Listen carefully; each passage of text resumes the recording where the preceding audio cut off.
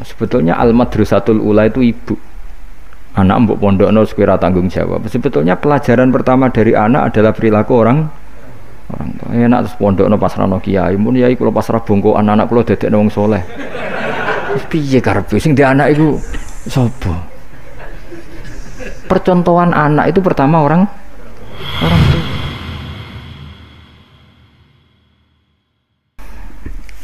Bon kula terangno guys, kula terangno mulai napa? Waskur Ismaila wal Yasa napa?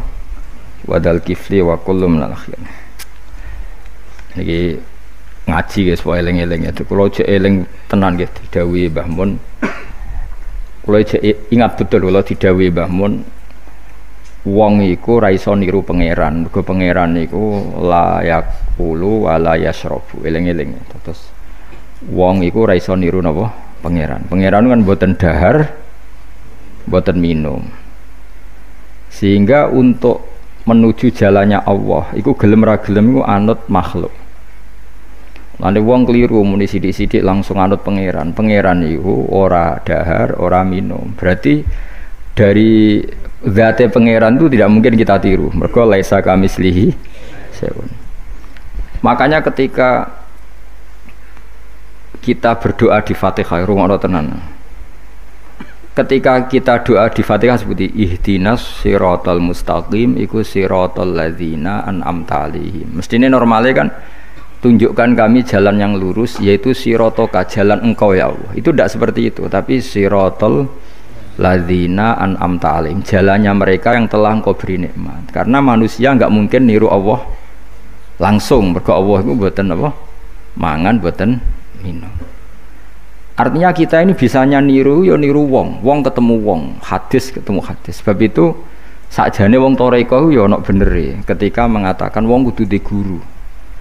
Cuma tak arani ana benere kok enggak fairnya kan kadang maknane guru itu hanya mursyid. Sebetulnya ngomongnya ndak usah seperti itu ya. Semua orang harus punya sanad.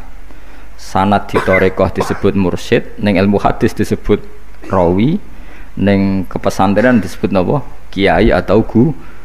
Tapi problem sebagian orang itu kan asobia, torekoh yang penting itu duwe napa? Mursyid.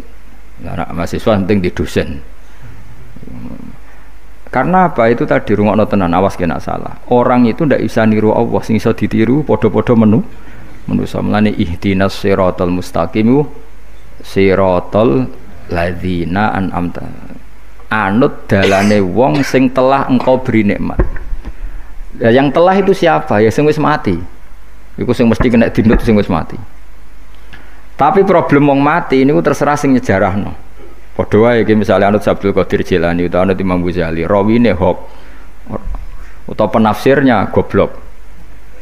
Ya mau kados kula ngaji sore tak contohno, ana wong saleh alim jagungan mbek wong ayu utawa ketemu wong ayu takok-takokan ning perapatan. Terus mbok simpulno nak ngono jagungan mbek wong ayu iku. Lha kan goblok banget. Padahal iso wae wong iki faktor tangga sehingga ngregani utawa kebetulan cawe wedok mau takok bab haid. Gelem ora gelem kan kudu dijawab. Dan kesunatane jawab ning perapatan, nek ning omah rapati sunat. Tak jamin secara fikih. Semakin di depan umum semakin baik karena ketemu perempuan yang tidak mahram baik di depan umum maupun baik dhewean. Baik di depan umum. Tapi kadang-kadang wong sing iso ngaji malah ngono kok ngarepe wong akeh aduk dhewean ya malah bahaya tuh bocah kok. Wong ora tau ngaji ku repot. Makanya kiai-kiai itu nak nyemak mbak-mbak itu rata-rata malah di depan umum. Memang bagus di depan umum kalau ketemu orang yang tidak mahram. Mergo pikirane wong ora macam-macam. Pantangane seperti dawuh Nabi la yakhluwanna rajulun bimra'atin. Ndak boleh orang persepen. Ya dadi kan ati tangga ayu, nak ben jagongan ku depan umum. Ben ora macam-macam. Nak kono gelem lho. Mestine ora gelem jagongan wek elek. Tapi kadang orang berpikir, ojo ngarepe wong akeh mari ditiru. Lah asal di depan orang banyak itu harame rapati nemen kaya dhewe. Tapi kan tetap nak disimpulno itu boleh repot. Tak baleni malih ya. Terus dalane Allah iku kudu niru wong. Ora oleh langsung niru Allah mergo Allah iku mukhalafatul lawati niru wong. Mulane wazkur Ismaila wal Yasa. Kanjeng Nabi sing kekasih Allah kon niru Nabi Ismail, Nabi Yasa, Nabi Nabodal. Maksudnya niru wong. Misalnya Ismail di prestasi mengorbankan dirinya untuk abahnya, yaitu ngewangi bangun apa? Ka'bah dan siap disembelih. Nabi Yasa di prestasi seperti ini, Nabi Dzulkifli punya prestasi seperti ini. Iku dawuh pangeran kena eling aku, iku eling hamba-hambaku sing saleh. Mergo eling Allah langsung tuh tidak bisa karena ada problem apa? Allah itu mukhalafatul lil hawadis. Lah saiki wong udah ora iso ngaji, muni langsung anut Kanjeng Nabi. Kowe anut Kanjeng Nabi itu artinya apa? Pastikan riwayatnya benar dulu. Nabinya pasti benar, tapi riwayat yang sampai ke kita. Pertanyaannya bukan kita anti anut Nabi, memastikan riwayat itu benar atau tidak. Setelah riwayat itu benar, maknanya benar enggak? Bisa saja maknanya salah. Kayak kelompok-kelompok yang mudah mengkafirkan orang itu maknanya hadis salah. Memang Nabi ngendikan laisa minna ya tidak termasuk golonganku wong sing tau bodoni. Tapi maksudnya Nabi ya dalam konteks itu tidak termasuk golonganku. Bukan berarti dia sama sekali tidak termasuk umatnya Kanjeng Nabi. Karena dalam banyak hadis Nabi ngendikan syafaati li ahlil kabair min ummati. Umatku sing tau dosa lah berhak mendapat syafaat. Andai kan orang yang pernah bodoni langsung enggak umatnya Nabi, berarti menjadi kafir. Nah dulu dari hadis walaisa minna, ora termasuk golonganku wong sing nate bodoni man ghasyana. Banyak kalau nuruti itu banyak, tidak termasuk golonganku sing bodoni, termasuk golonganku yang itu kan banyak yang dicap Nabi enggak. Riwayatnya benar tapi pemaknanya salah. Makanya ada pepatah masyhur itu kalau dalam tradisi ulama itu, laula murabbi lama arafna rabbi walau lal ulama lama arafnal am. Iya, laula murabbi umpama ora ana sing didik aku, lama arafna rabbi. Kita ndak akan ngerti Tuhan ingsun. Ya, jadi misalnya kue urip ning alas, gak ana guru, gak ana apa, rom yo wit iki pahit, wit iki manis. Nah, banyu iku nyegerno kan ngono-ngono tok. Kowe roh pangeran kondi saja. Wah, saya belajar filsafat sendiri. Maling rom kidang mbok bedak, roh celeng mbok bedak. Jenenge ra ono siapa-siapa.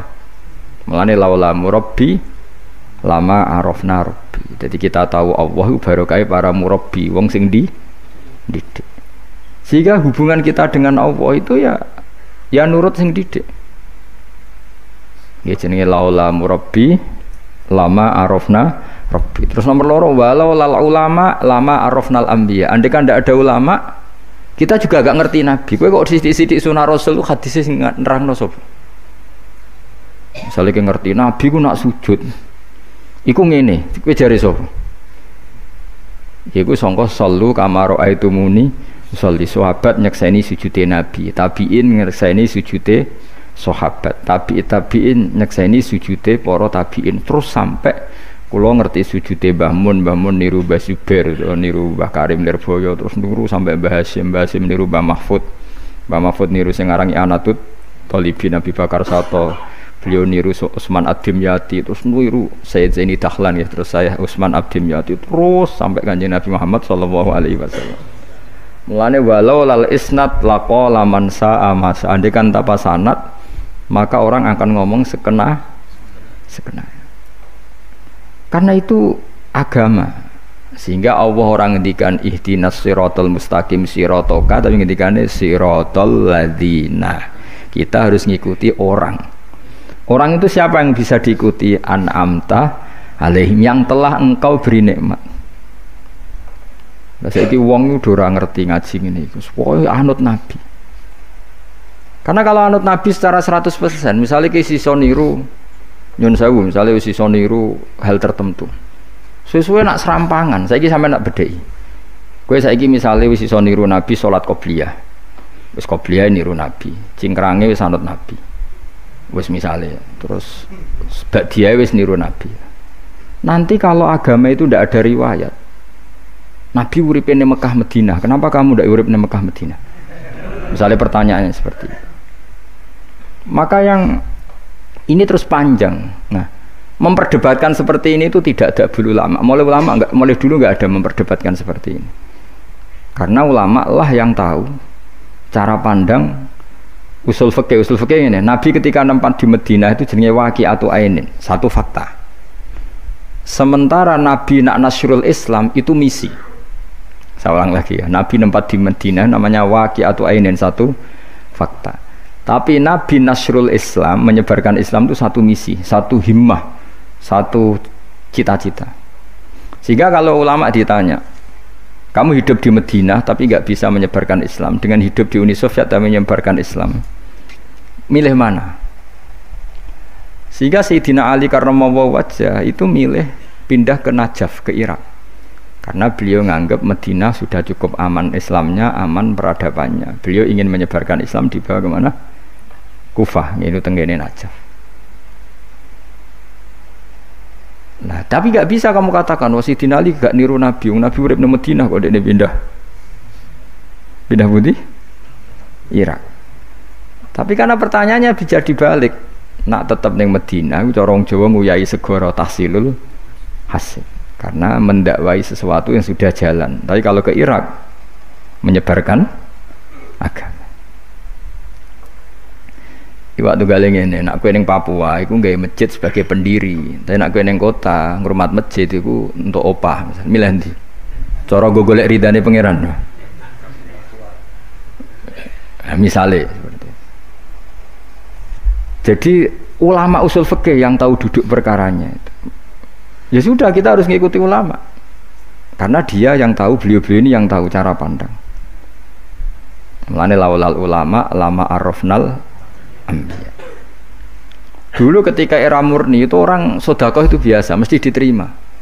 Hadiah ya biasa, mesti diterima. Tapi ketika era Umar bin Abdul Aziz, beliau jadi khalifah, dulu seperti itu namanya sedekah, sekarang suap.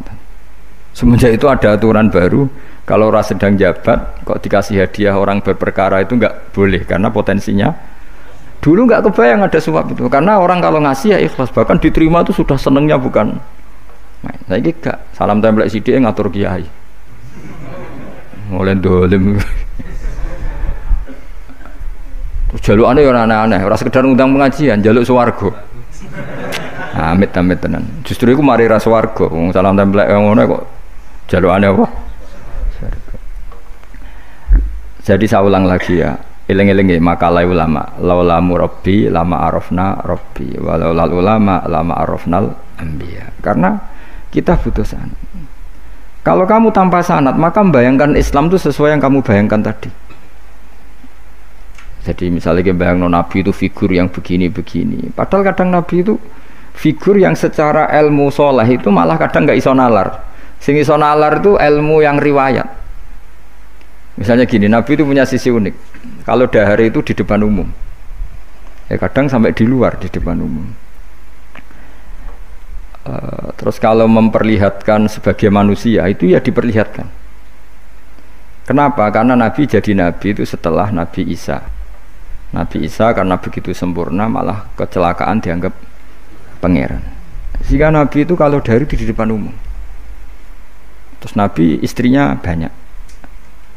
Karena untuk mempertegas bahwa Nabi itu tidak Tuhan. Karena ciri utama Tuhan itu tidak beristri, tidak beranak, tidak makan, tidak minum.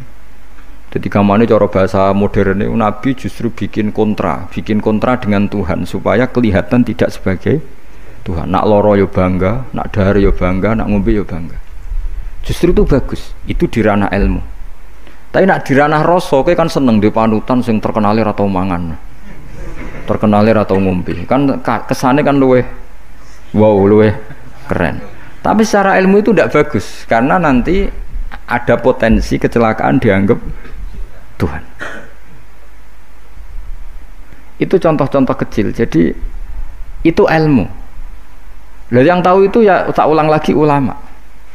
Justru Nabi ketika sakit, ketika dipanah ya luka, ketika diantemi wong kafir ya berdarah-darah, itu bagus. Orang nggak perlu memitoskan Nabi itu orang yang misalnya nak dipanah ra tedas, dibacok ora apa-apa.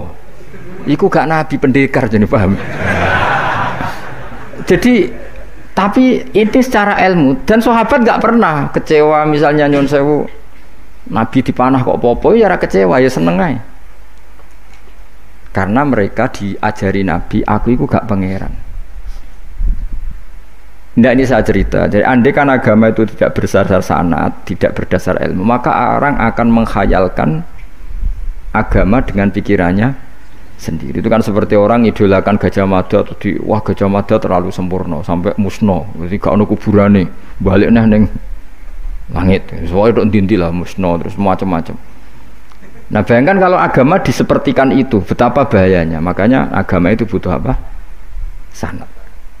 Karena sanad ini yang menjaga konstitusi apa? Agama.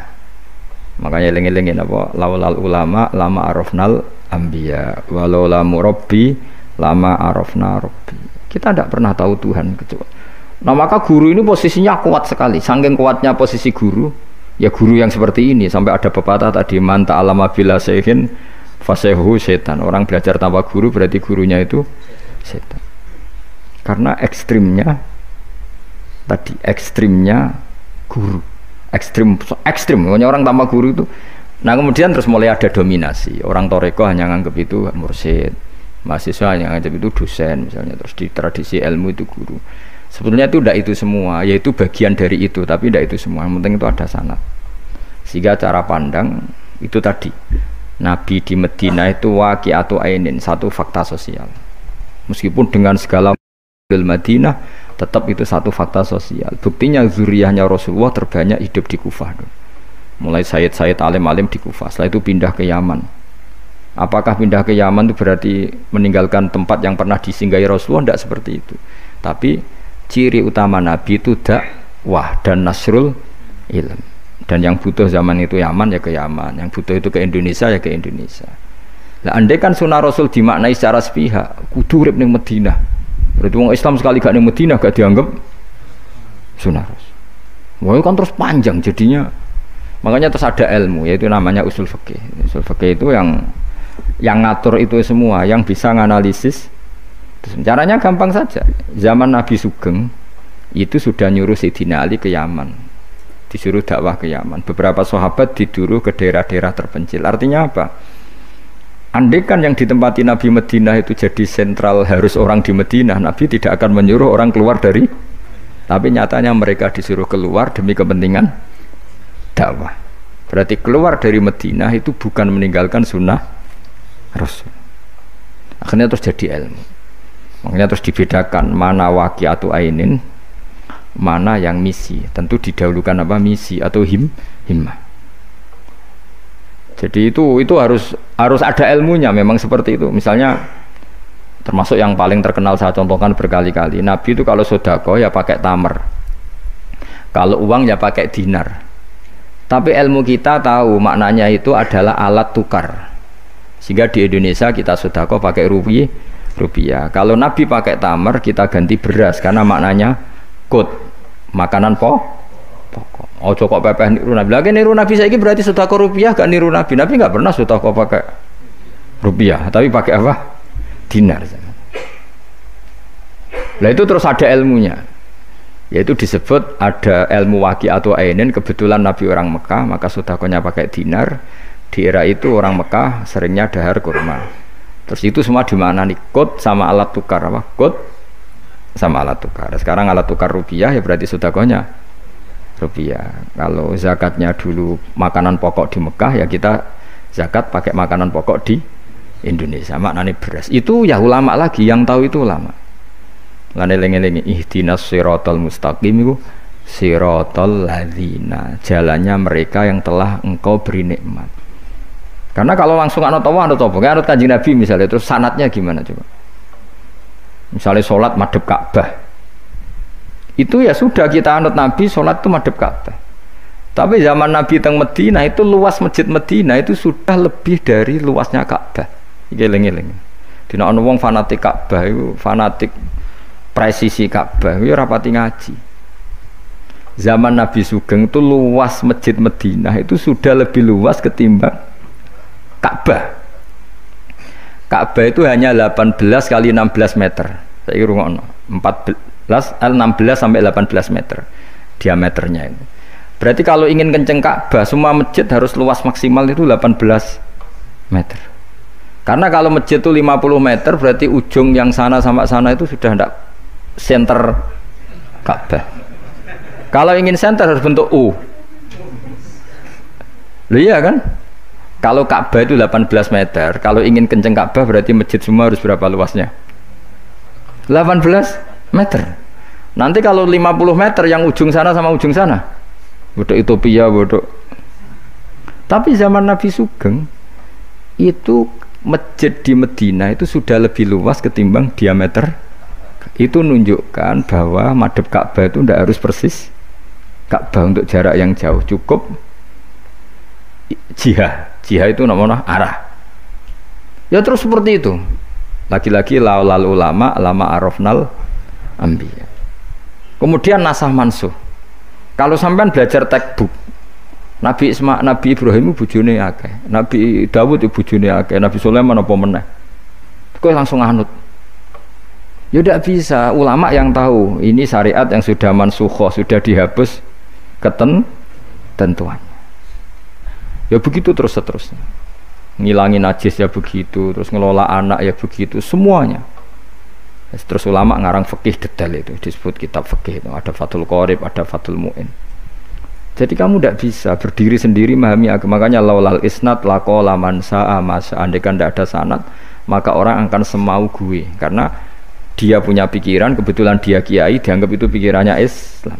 Dia punya pikiran, kemudian dia mubalek pas acara Islam, dikira itu pikiran, padahal pikirannya juga ada orang ngomong, kiai sekarang harus kaya, kalau nggak kaya nggak dihormati. Mana ada target Islam ingin dihormati? Itu satu kesalahan. Bilang harus kaya, mana ada di antara hukum fikih itu kaya itu harus. Mengharuskan sesuatu yang tidak wajib itu dosa besar. Ijabu malam wajib, itu sudah salahnya kebanyakan. Terus target supaya dihormati, mana ada target Islam orang ingin diridani Allah, pengen dihormati uang. Lucu meneh kan, itu mesti pikirannya sendiri, tidak mungkin itu pikiran Islam. Ya tidak hilang-hilang ya, laulal isnad laqala man sa'a masa, andai kan tidak ada sanad maka orang mau ngomong apa saja ngomong. Terus dibutuhkan sanad. Termasuk hal-hal sing ekstrim itu juga butuh sanad. Misalnya ini contoh paling gampang ya. Ada dua orang saling bunuh, sama-sama mukmin, sama-sama bawa pedang tarung, terus yang satu terbunuh. Zaman Nabi Sugeng itu ngendikan al-qatil wal maqtul finnar, yang bunuh dan yang dibunuh di neraka. Buktinya zaman sahabat itu iskal itu janggal. Hadza al-qatil ya Rasulullah, fama balul maqtul. Oke, kalau yang terbunuh, yang membunuh masuk neraka saya sepakat ya Rasul. Tapi kalau yang dibunuh dosanya apa? Jawab Nabi, innahu kana harison ala qatli sahibi. Yang terbunuh sebetulnya mentalnya pembunuh, cuma nasibnya. Maka yang diukur Islam itu himmah, bukan nasib. Dia terbunuh itu fakta, tapi mentalnya pembunuh, sehingga dia harus masuk neraka karena mentalnya pembunuh, nasibnya terbunuh tapi mentalnya pembunuh, sehingga al-qatil wal maqtul finnar. Nah itu seperti itu. Kalau nggak kita pakai riwayat tidak bisa, kita masih pakai logika yang qatil di neraka, yang maqtul di surga. Maka jangan-jangan kita di Indonesia bisa saja kita ini Islamnya luar biasa, karena justru di Indonesia itu kita dakwah. Makanya di guyonan kiai terkenal itu, ini kisah nyata tapi jadi guyonan tapi nyata. Ada orang dari beberapa negara yang sudah tertib manajemen. Jadi imam masjid digaji, muadzinnya digaji. Bahkan sekedar muadzin itu bawa BMW kalau mau ke masjid ini. Singkat cerita si kiai-kiai ini, ulama-ulama internasional ini datang ke Indonesia, di Surabaya pas itu tepatnya, bangga. Imam di sini dapat apa? Tidak dapat apa-apa. Betul nggak dapat? Iya nggak apa-apa. Imam akbarnya saja nggak dapat apa-apa. Wah mereka cerita, wah kalau di kita digaji gini. Karena negara sudah peduli sama imam masjid, sama imam musola gini. Nah, setelah dia bangga sama kiai Indonesia digosok, makanya kamu sholat terus ya, takut potong gaji. Itu kagetnya bukan main yang ulama-ulama internasional. Karena kalau satu bulan itu gajinya pas itu cerita 70 juta yang kelas Timur Tengah itu. Bisa kamu bayangkan berarti per sholat berapa ya? Kan satu sholat itu 5 ya, 5 kali 30 berapa? 150. Berarti per sholat nilainya sekitar 1 juta ya, 500.000 ya. Berarti kalau nggak sholat 2 kali potong 1 juta. Oh kagetnya bukan main ketika digojlok ulama Indonesia. Makanya kamu sholat terus ya, takut potong. Akhirnya Indonesia khair, Indonesia bagus kan ya, mergo ra usah napa? Ra usah gaji. Meskipun ya mutang-mutung bolak-balik. Nah ini cerita ya, itu guyonan tapi itu masuk akal. Jadi kita ini jangan, kadang-kadang kita ini merindukan Indonesia kayak negara-negara di sana yang imam masjid diapresiasi oleh negara, muadzin diapresiasi, itu oke. Mungkin pada sisi negaranya bagus karena ngurus orang-orang soleh. Di sisi orang solehnya yang masalah karena mengganggu ikhlas. Jadi kayak wong kiai disuwani wong ayu kan.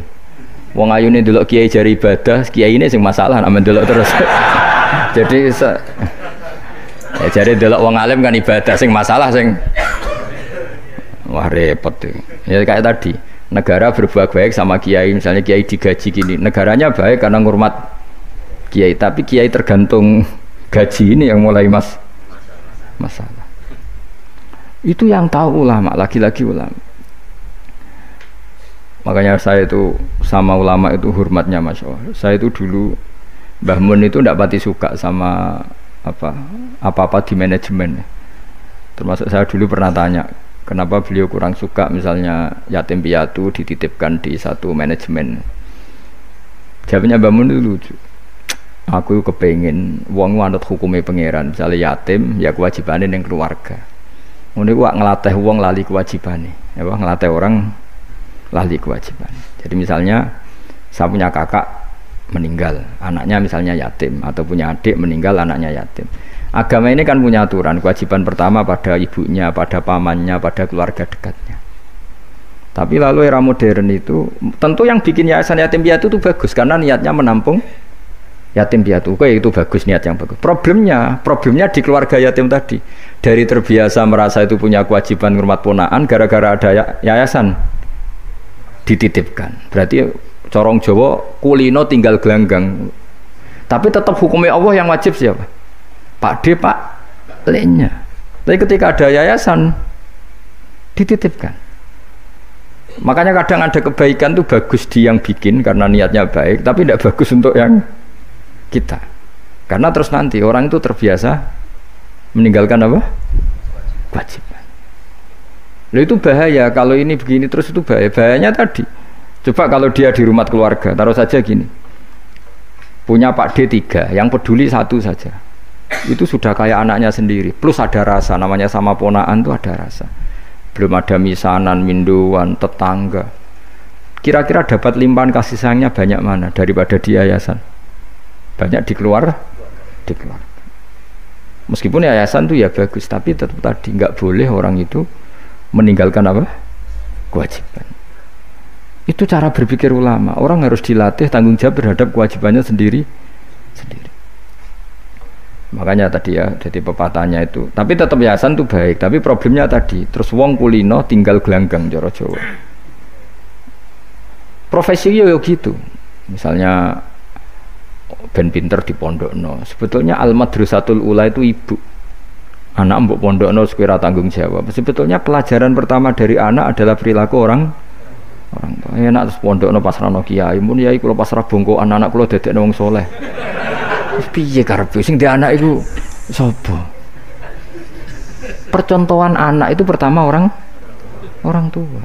Tapi saiki nah kiai ini apa ya gawe lembaga pendidikan ben orang bisa belajar. Wong tuane sing kuwaco. Terus ora tanggung. Makanya lucu kan akhirnya kiai itu saake didik santri seneng akhirat mulai diwari kedunyan meneh mbek wong tuane. Dadi anggere mulai kambuh. Mondok apik neh kok mulai. Karena tadi. Ya saya ulang lagi ya. Jadi Allah itu layak kulu walayanamu walayasrob. Allah itu enggak tidur, enggak makan, enggak minum, sehingga enggak bisa ditiru. Yang bisa ditiru itu sesama manusia. Lane waskur Ismaila wal Yasa wadal kifal ihdinas siratal mustaqim siratal ladzina an'amta alaihim. Maka ketika kita nanti masuk surga itu faulaika ma'al ladzina an'ama Allahu alaihim minan nabiyyin wasiddiqin wasyuhada'i wassalihin wa hasuna ulaika rafiqa. Jadi enggak bisa kamu soleh sendiri itu enggak bisa. Karena kalau soleh sendiri pasti dipimpin khayal, itu tak jamin pasti dipimpin apa? Khayal. Sehingga harus ada sanad. Makanya laulal isnad laqala man sa'a masa'a. Andai kan tidak ada sanad, maka orang mau ngomong apa saja diomongkan. Makanya kita butuh napa? Butuh sanad. Terus kalau terusaken ya. Terus nanti Rabbus samawati wa ma min ilahin illallahul wahidul qahar. Rabbus samawati. Pangeran iku sing pangerani pira-pira langit wal ardi lan bumi, wa malan perkara bainahuma antarane samawat lan ardh. Al azizu turdat sing menangan, al ghalibu sing kang menangan ala amri. Ing atase urusane Allah. Al ghafaru kang akeh nyepurane li auliyaihi maring pira-pira kekasih Allah. Kul ngucap sira Muhammad lahum maring para kafir Mekah zaman iku huwa nabaun azim. Huwa utawi iki iku nabaun azim. Huwa utawi ikilah Quran misalnya. Huwa utawi ikilah Quran iku nabaun cerita azimun kang gedhe. Antum kang utawi sira kabeh andu saking Quran iku muriduna iku mengo kabeh. Ail Quran itu kesehute Quran aladi kang ambak tukang cerita ingsun kum ing sira kabeh fi iklan ladzi. Wajib tu lan teko ingsun kum ing sira kabeh. Fihi napa fihi nu? Wajib tu kum fihi. Wajib tu lan nekane ingsun kum sira kabeh fi dalam Quran bima lan perkara la ya'lamu. La ya'lamu kang ora den kinawari apa ma ila biwahyin. Wa wa qauluhu ma kana liyamin ilmin bil malil ala iku nabaun azim. Ku cerita yang besar. Maka ora ana iku liya kedhe ingsun min ilmin saking pengetahuan bil malil ala kelawan percakapane malaikat papan atas yaril malaikati idyaqtasimu nalikane berdebat sapa ngake fisani Adam ing dalam masalah Nabi Adam hina qala wa ta'ala inni ja'ilun fil ardi khalifah in huwa ora ana utai kabeh iku in iyuha ilayya maka nal yamin ilmin bil malaila ala idyaqtasimun iyuha ma yuha tegese ora den wahyu ana ilayya maring ingsun apa illa annama kecuali sak temne ingsun ani sak temne ingsun nazirun iku wong sing ngekeki peringatan mubinun kang jelas oleh ngekeki peringatane bayinul ingdar tegese banget oleh ngekeki peringatan. Waskuran iling sira iskolan alikane dawa sapa rabbuka pangeran sira lil malaikati maring malaikat inni khaliqum basyaram mintin. Inni sak temne ingsun khaliqun dat sing gawe. Ingsun gawe basyaron ing manusa mintine sange lemah. Wa utawi basar iku adamu adam. Faida sawaituhu mongko nalikane wis nyempurnano ingsun hu ing Adam atmam tu tegese nyempurnano ingsun hu ing Adam wa nafakhtu lan yub ingsun ajra itu tegese melakono ingsun fi ing dalam Adam min ruhi saking roh gawean ingsun wa namanani sandut kula man min ruhi saking roh gawean ingsun ora bermaknane min ruhi saking roh ingsun berarti Adam ditiup ruhi Allah terus di Adam ada ruhi Allah kuwi dadi setengah Nasrani kuwi dadi Roh Kudus iki dadi mulane repot dadi namane iki sanut aku wis wae min ruhi saking roh sing digawe ingsun ya rada bulet manen fasara mengko dadi sapa Adam khayan dadi urip nah wa idhofatur roh ta ing idhofano lafat roh ilahi maring min ruhi ku tasrifun mung ngekeki penghormatan di Adam maring Adam lagi-lagi ini malaikat itu di apa malaikat itu kan yo duwe pikiran terus iblis yo duwe pikiran sing padha-padha pikiran niku ya rada bener iblis pikirane lho ya tapi nurute bener malaikat dadi umpama agama kanut pikiran ya bener iblis mergo cara berpikir iblis iku Adam ku sangka lemah aku sangka api berarti keren aku nah cara pikirane malaikat wis ora mikir bombol ndi dikongkon yo manut. Jadi agama ini sanad. Agama ini seorang lagi napa? Sanad. Sakjane cara tauhid ya keberatan. Aku ana istilah Baitullah ya keberatan. Wong Baitullah maknane omahe Allah itu takok. Allah manggon wirdi ning Ka'bah. Jadi kita harus ngikuti ulama. Dikatakan Baitullah itu nama penghormatan. Sesuatu itu mulia, maka disebut Baitullah. Bukan berarti Allah nempat di situ. Mergo Allah ndak butuh napa? Tempat. Jadi itu kan jelimet mang. Lagi-lagi yang tahu itu ulama. Masjid ya dikatakan Baitullah.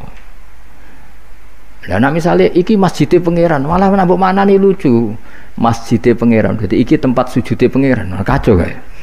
Tapi berhubung wong ora paham alhamdulillah demun iki masjidnya pangeran. Jajal maknane bahasa Arab. Iki masjidnya pangeran, maknane terjemah. Iki tempat kacau. Ini baru kayak bodoh, ora roh iku kacau. Jadi kacau. Yang melane anut ulama. Jadi darani Baitullah apa? Dikatakan daleme Allah maknane apa? Idhofatut tasyrif. Napa idhofatut tasyrif? Maknane omah sing mulia sampai diistilahno daleme Allah. Wis kudu bulet ngono kaya niki napa? Wa idzafatur roh lahu napa?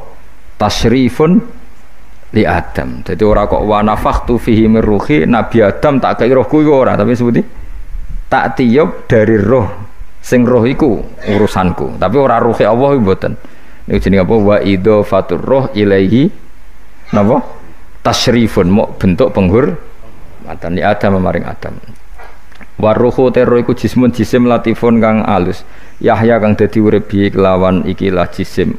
Yahya kang dadi urip bi sebab ikilah jismun sapa alin sanu manusa binufudhihi kelawan tembusir roh fil jismi. Faqo mongko napa njungkel sira kabeh lahu maring Adam sajidina hale sujud kabeh. Sujud tahiyatin kelan sujud penghormatan. Keyakinan Imam Suyuti ini bil inhinai mok kelawan diluk. Di Imam Suyuti ya rada unik. Jadi pikiran Imam Suyuti itu, tapi itu tidak disepakati ahli tafsir. Ketika Adam diciptakan itu, ayo sujud, hanya diluk gini. Jadi tidak sampai sujud kayak sholat, itu pikiran Imam Suyuti. Karena Imam Suyuti itu masih meyakini sujud yang kayak sholat itu mukhtasun lillah, hanya untuk Allah. Itu pikiran Imam Suyuti. Makanya beliau menafsirkan sujud itu hanya diluk. Tapi nak cara Senawi Banten umumnya ulama mengatakan ya nak malaikat itu sampai sujud kayak sholat, tapi bukan niat sujud ke Adam, tapi karena itu perintah Allah. Jadi hakikatnya sujud kepada perintahnya Allah, bukan ke makhluk yang bernama Adam. Artinya gini, pentingnya ulama ngendikan gini, tidak akan pernah ada syariat makhluk disuruh sujud ke makhluk. Lagi-lagi pentingnya ulama. Jadi tidak bisa misalnya kamu berdasar cerita Nabi Adam, oh kalau gitu saya boleh sujud ke Nabi Muhammad, saya boleh sujud ke guru, tidak bisa. Selamanya tetap nggak bisa. Karena ketika malaikat sujud ke Adam, hakikatnya mereka hanya sujud terhadap perintahnya Allah Subhanahu wa Ta'ala, bukan sujud ke makhluk. Karena sujud ke makhluk sampai kapanpun tidak pernah sah atau tidak pernah boleh. Jadi pilihannya dua. Nak cari Imam Suyuti sujudnya hanya apa? Diluk, kayak diluk pas apa? Kayak orang-orang Cina itu, pokoknya diluk gini. Kedua, atau memang kayak sujud pas sholat, tapi bukan niat sujud ke Adam sebagai makhluk, tapi sujud karena itu perintahnya Allah Subhanahu wa Ta'ala. Jadi hakikatnya sujud kepada Allah. Makanya kalau dalam ngaji-ngaji ulama itu agama ini dari awal unik. Allah melarang sujud kepada batu, tapi kita sholat itu madhep Ka'bah. Kemudian juga ada batu. Makanya kita harus menanamkan bahwa semua sujud itu lillahi ta'ala. Dan soal ada arah, ya penting arah. Nggak mau arah madhep segoro kidul lah repot. Jadi arah itu mau dipakai kesepakatan untuk menunjukkan kalau kita muslim, arahnya sujud itu ke Ka'bah. Tapi tetap sujud kita hanya lillahi ta'alanya karena Allah. Saya ulang lagi ya, jadi itu pentingnya ulama. Hanya ada dua versi. Satu, malaikat tidak sujud kayak sholat tapi hanya diluk. Ini cara Imam Suyuti napa sujud tahiyatin bil inhina napa bil inhina. Tapi kalau banyak ulama mengatakan ya sujud betul tapi tidak niat sujud ke Adam tapi tunduk kepada perintahnya Allah Subhanahu wa Ta'ala. Fasajata mongko sujud sapa al malaikatu malaikat kulluhum sakabehane malaikat ajmauna halis kabehane kabeh.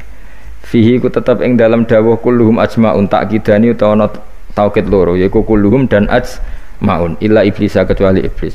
Wa ta iblis ku abul jinni ku abul jin karena ana sapa iblis ku benal malaikati antarane para malaikat.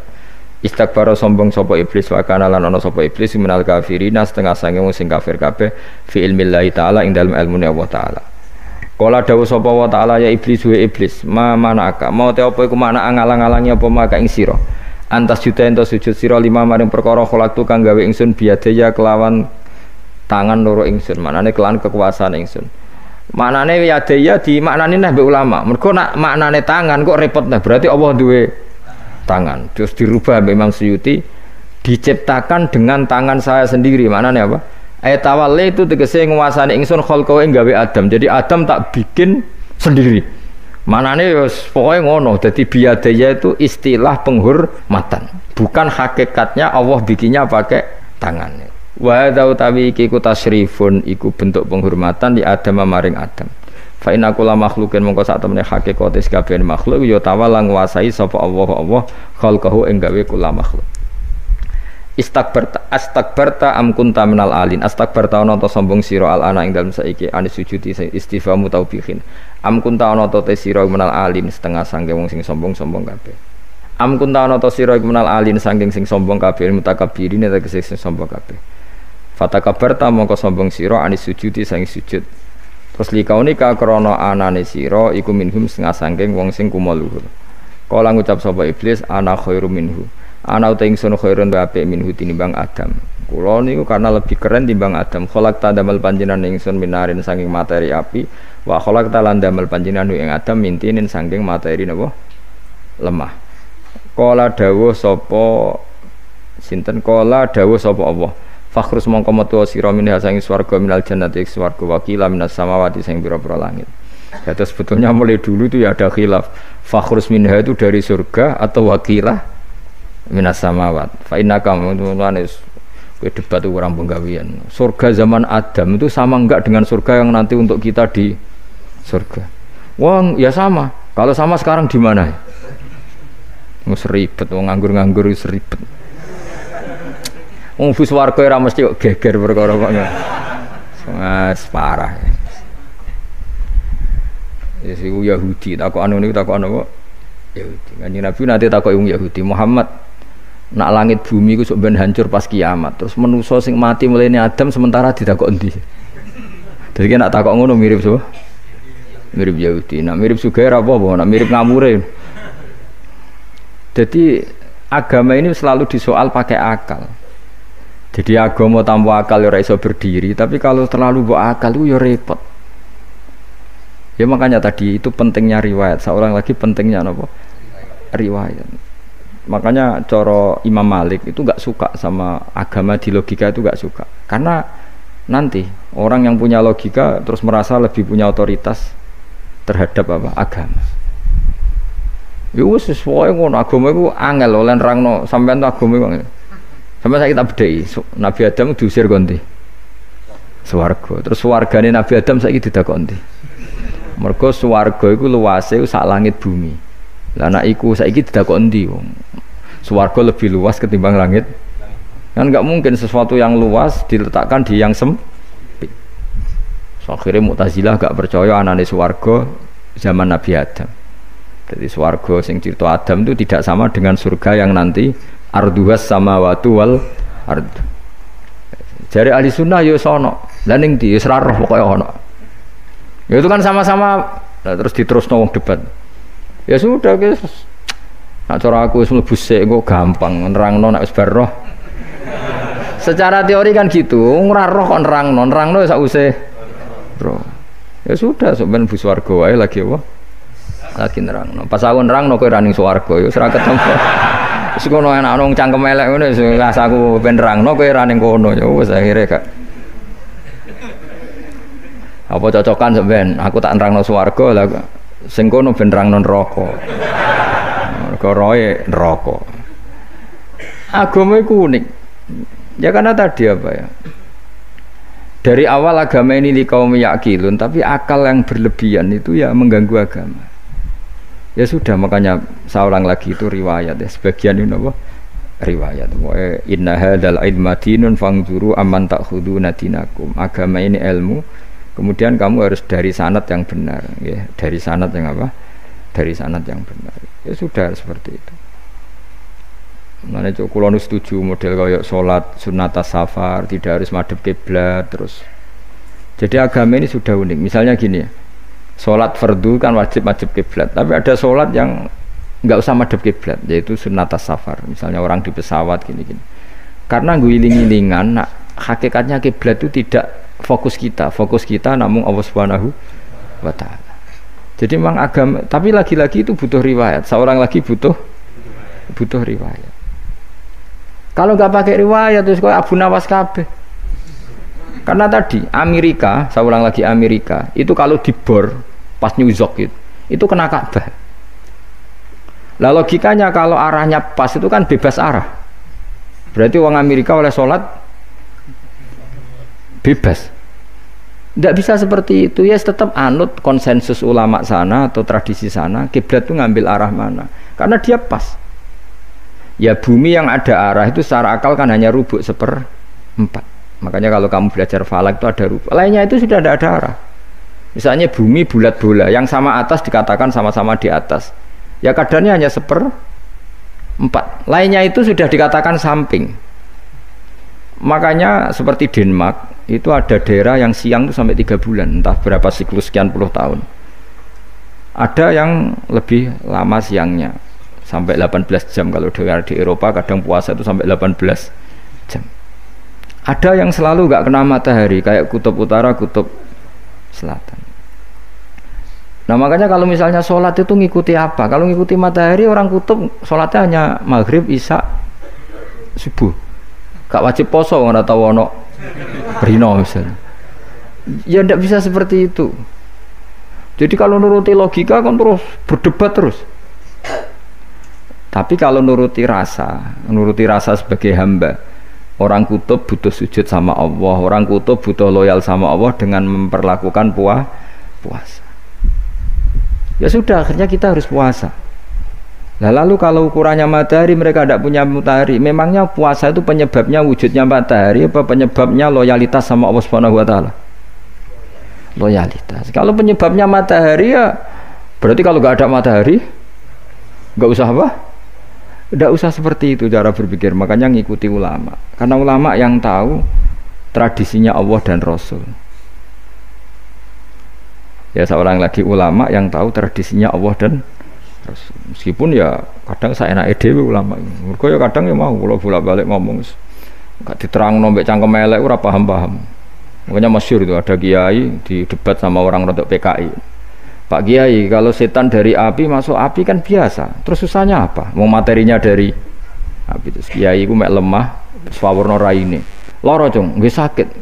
Jare wong kok lemah, kena lemah kok loro. Karena serak kena diterangno. Manusia materinya kan dari tanah, berarti kena dipendem urip-uripan. Piye aja? Ya loro ya. Lah ya jare kok lemah kok dipendem ning lemah kok. Karena dijelaskan pakai lisan yang baik gak paham-paham. Sebenarnya kita ini ingin selalu baik, tapi ada orang-orang diterangkan cara baik-baik itu paham. Kayak misalnya ana wong kondo, Gus kula niku bojo kula cerewet ngene-ngene, apike kula pegat dicereweti bojo mbek diarani duda iku lara ndi? Oh lara diarani duda isen. Kowe payu rabi dicereweti, ambek ra payu rabi jomblo, sakit mana? Sakit distatuskan jomblo. Malah kena dicereweti sabar prestasi baru. Mesti wong ku diwolak-walik. Lan jarpe sekolah tas malan kula seneng mbek Imam Syafi'i. Kowe dirasani wong ning ngarepmu, diomongi, ambek dirasani seneng ndi? Seneng dirasani cara kowe. Cara Imam Syafi'i buktike wibawa, buktine ngomong ning ngarepmu rawani. Jadi Imam Syafi'i itu rileks urip. Ya Aba Abdillah, orang yang tadi muji-muji jenengan itu kalau di luar maki-maki jenengan. Jadi alhamdulillah. Kok bisa itu kan pengkhianatan. Berarti saya wibawa, di depan saya enggak berani itu. Wong iku suwan Imam Syafi'i ya cium tangan ya hormat. Tapi setelah di luar menghujat.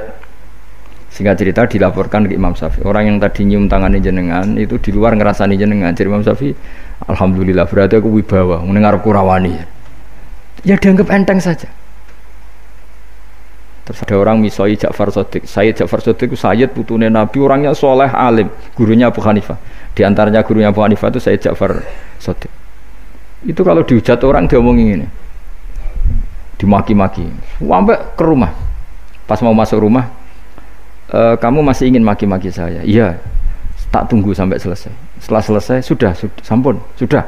Masih emosi orang, sudah.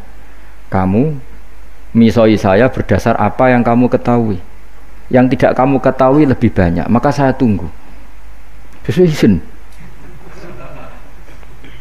izin sampai terus ketika ditanya, kenapa engkau sabar ketika jenengan saya pisui? Orang ini akhirnya tobat, mencium tangannya, mencium lututnya.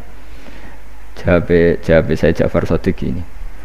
Aturahu tu'so kurhan, aturahu yu'so kurhan. Kowe ora paham kalimat itu, tapi tak terangkan ben dadi wali. Kowe roh pangeran. Ya tahu. Sing durakani pangeran tuh banyak enggak? Yang maksiati pangeran tuh banyak enggak? Ya banyak.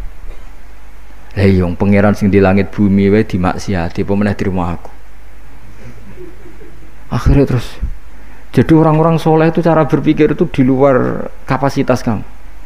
Apa ya? Mereka itu hanya Allah, taunya itu hanya Allah. Aku kan enggak egois, harga diri. Mana ada agama berdasar harga diri itu kalau dalam bahasa Arab disebut hamiyatul jahiliyah itu gengsi napa? Jahiliyah.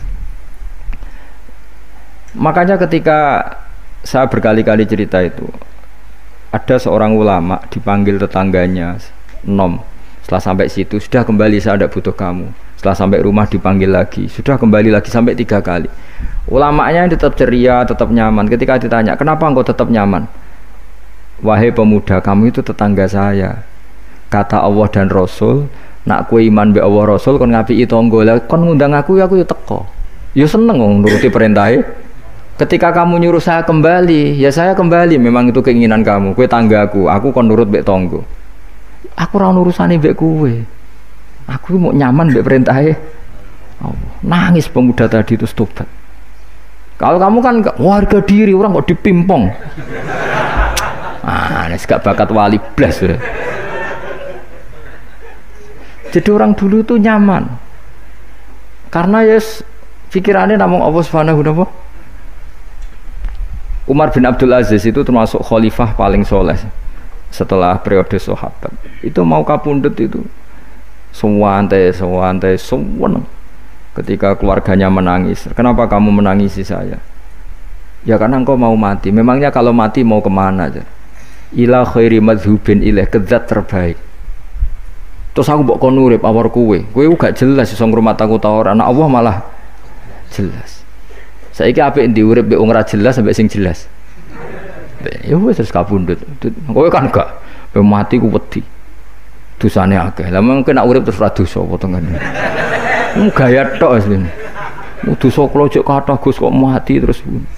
Ya malah apik mati ora dosa meneh.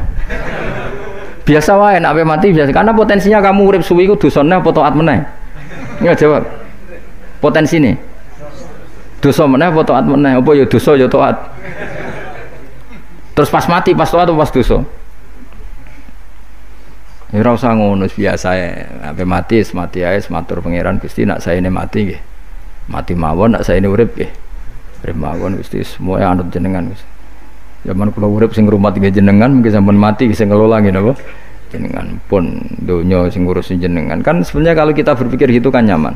Zaman kamu hidup yang mengendalikan jantung, paru-paru, oksigen juga Allah. Dan kamu nggak tahu caranya, tahu-tahu hidup. Tapi setelah mati dikubur kamu iskal. Lalu sistem pernafasan saya gimana setelah saya mati? Memangnya zaman yang donya kowe roh. Oh karena ada oksigen. Nah, terus oksigen wujudnya karena apa kowe ya ora roh? Oksigen dari zat gini lah zat iku kok sapa ya ora roh. Mau gaya tok ngomong mau tetep akhirnya ora roh. Nanti kadang kalau gawak mbek goblok wis ora roh kabeh dari awal mau alam pokoke gak usah nerang. Nah, artinya gini, kalau zaman di dunia kamu tidak bisa mengelola diri kamu sendiri, juga sama setelah mati tidak bisa mengelola diri kamu sendiri. Semua itu al-amru biyadil, semua itu dalam kekuasaan Allah Subhanahu wa ta'ala. Ya sudah, alaihi tawakkaltu wa ilaihi unib. Ya sudah, kita pasrah saja dan kita hanya kembali kepada Allah Subhanahu wa ta'ala. Ya sudah, itu agama. Tapi nak bawa logika pakai akal. Wah itu orang mati itu sudah nggak bisa apa-apa, sudah jadi tanah gini-gini. Dan masalah catekar yang ngerti, jadi tanah itu tidak bisa apa-apa. Tapi masalahnya kita ini dikendalikan oleh zat yang bisa mengelola semua. Yaitu Nabi Adam diciptakan juga dari tanah. Ya sudah, hanya berdasar riwayat itu yang kita akhirnya meyakini setelah kita mati juga bisa hidup lagi. Mohon kalau terus nong. Fakhrus minha, qala dawu sapa ta'ala fakhrus minal jannati. Nah iki mriki Imam Suyuti ya aneh niki radi fakhrus minal ana khilaf.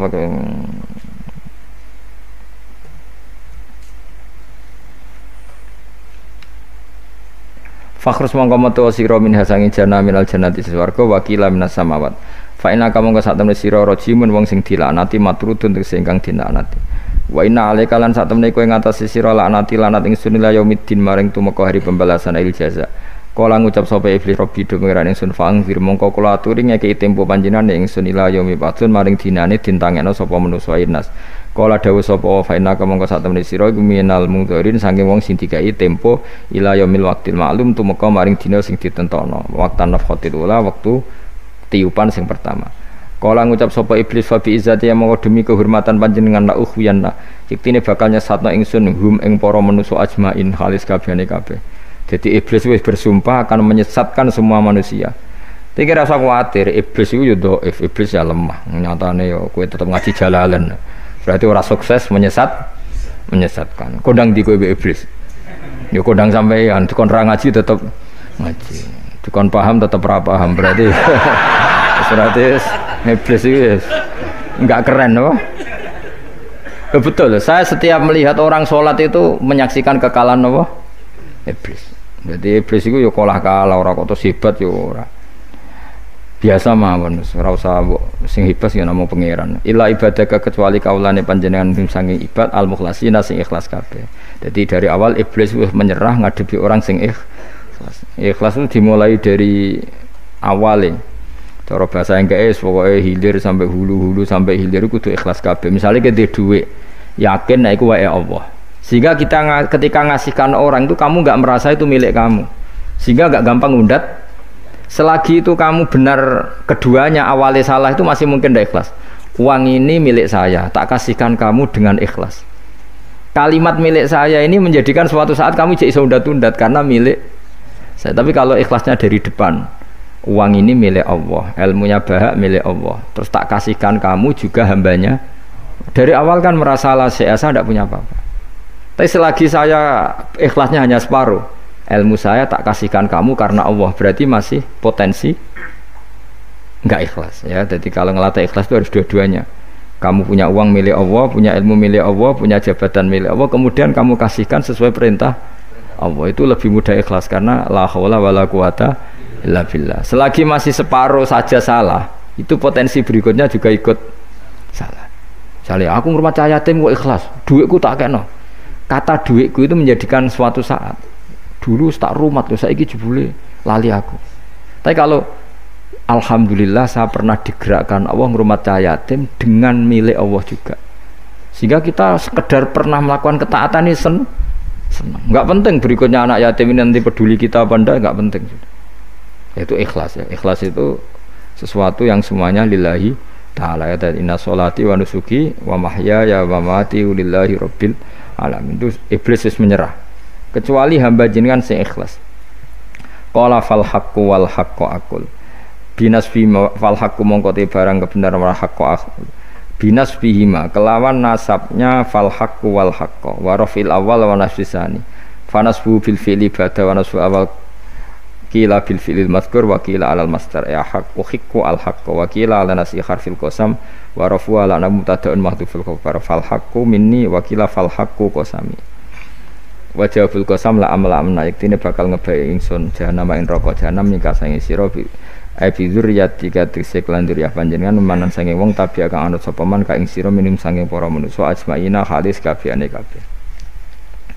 Niku mun bakasan-bakasane nahwu wis pokoke sampean maca kena kirae kita napa qala fal haqqu wal haqqu napa aku mun liyane niku kirae macam-macam wonten sing napa nasab rofa ana sing nasab sesuai niku kados khilaf-khilaf niku.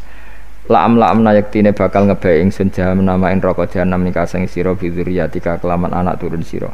Wa mimanan sange wong tabi kang anut sapa man ka ing sira minum sange anas ajmaina halis kabehane kabeh.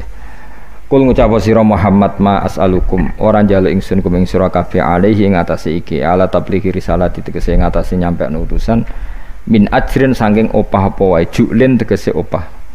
Ajrin maknane julin. Wa ma'ana lan ora ana sange utawi ingsun menal mutakallifina iku wong sing memaksakan kebenaran kabeh. Maksudnya mutakallifina memaksakan kebenaran sampai tak rewangi bohong, tak rewangi rekayasa ilmu taqawilina. Tegese wong sing gawe-gawe kabeh Al-Qur'an ing Qur'an min tilqai nafsi saking sisi awak dhewe ingsun.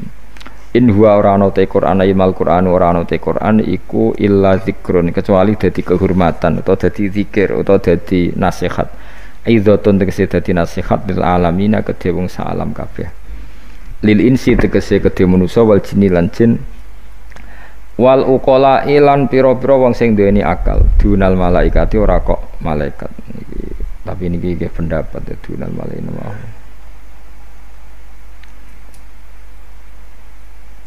Maksudnya Quran itu memperingatkan orang supaya dari tidak soleh menjadi soleh. Sementara malaikat mesti nawa soleh. Jadi nggak perlu diperingatkan dengan apa? Quran. Tapi niki pendapat Imam Suyuti. Banyak ulama yang mengatakan malaikat pun butuh Quran karena untuk tasrif, untuk satu kehormatan. Kan masyhur itu khilafnya ulama. Apakah malaikat itu termasuk umatnya Kanjeng Nabi Muhammad SAW?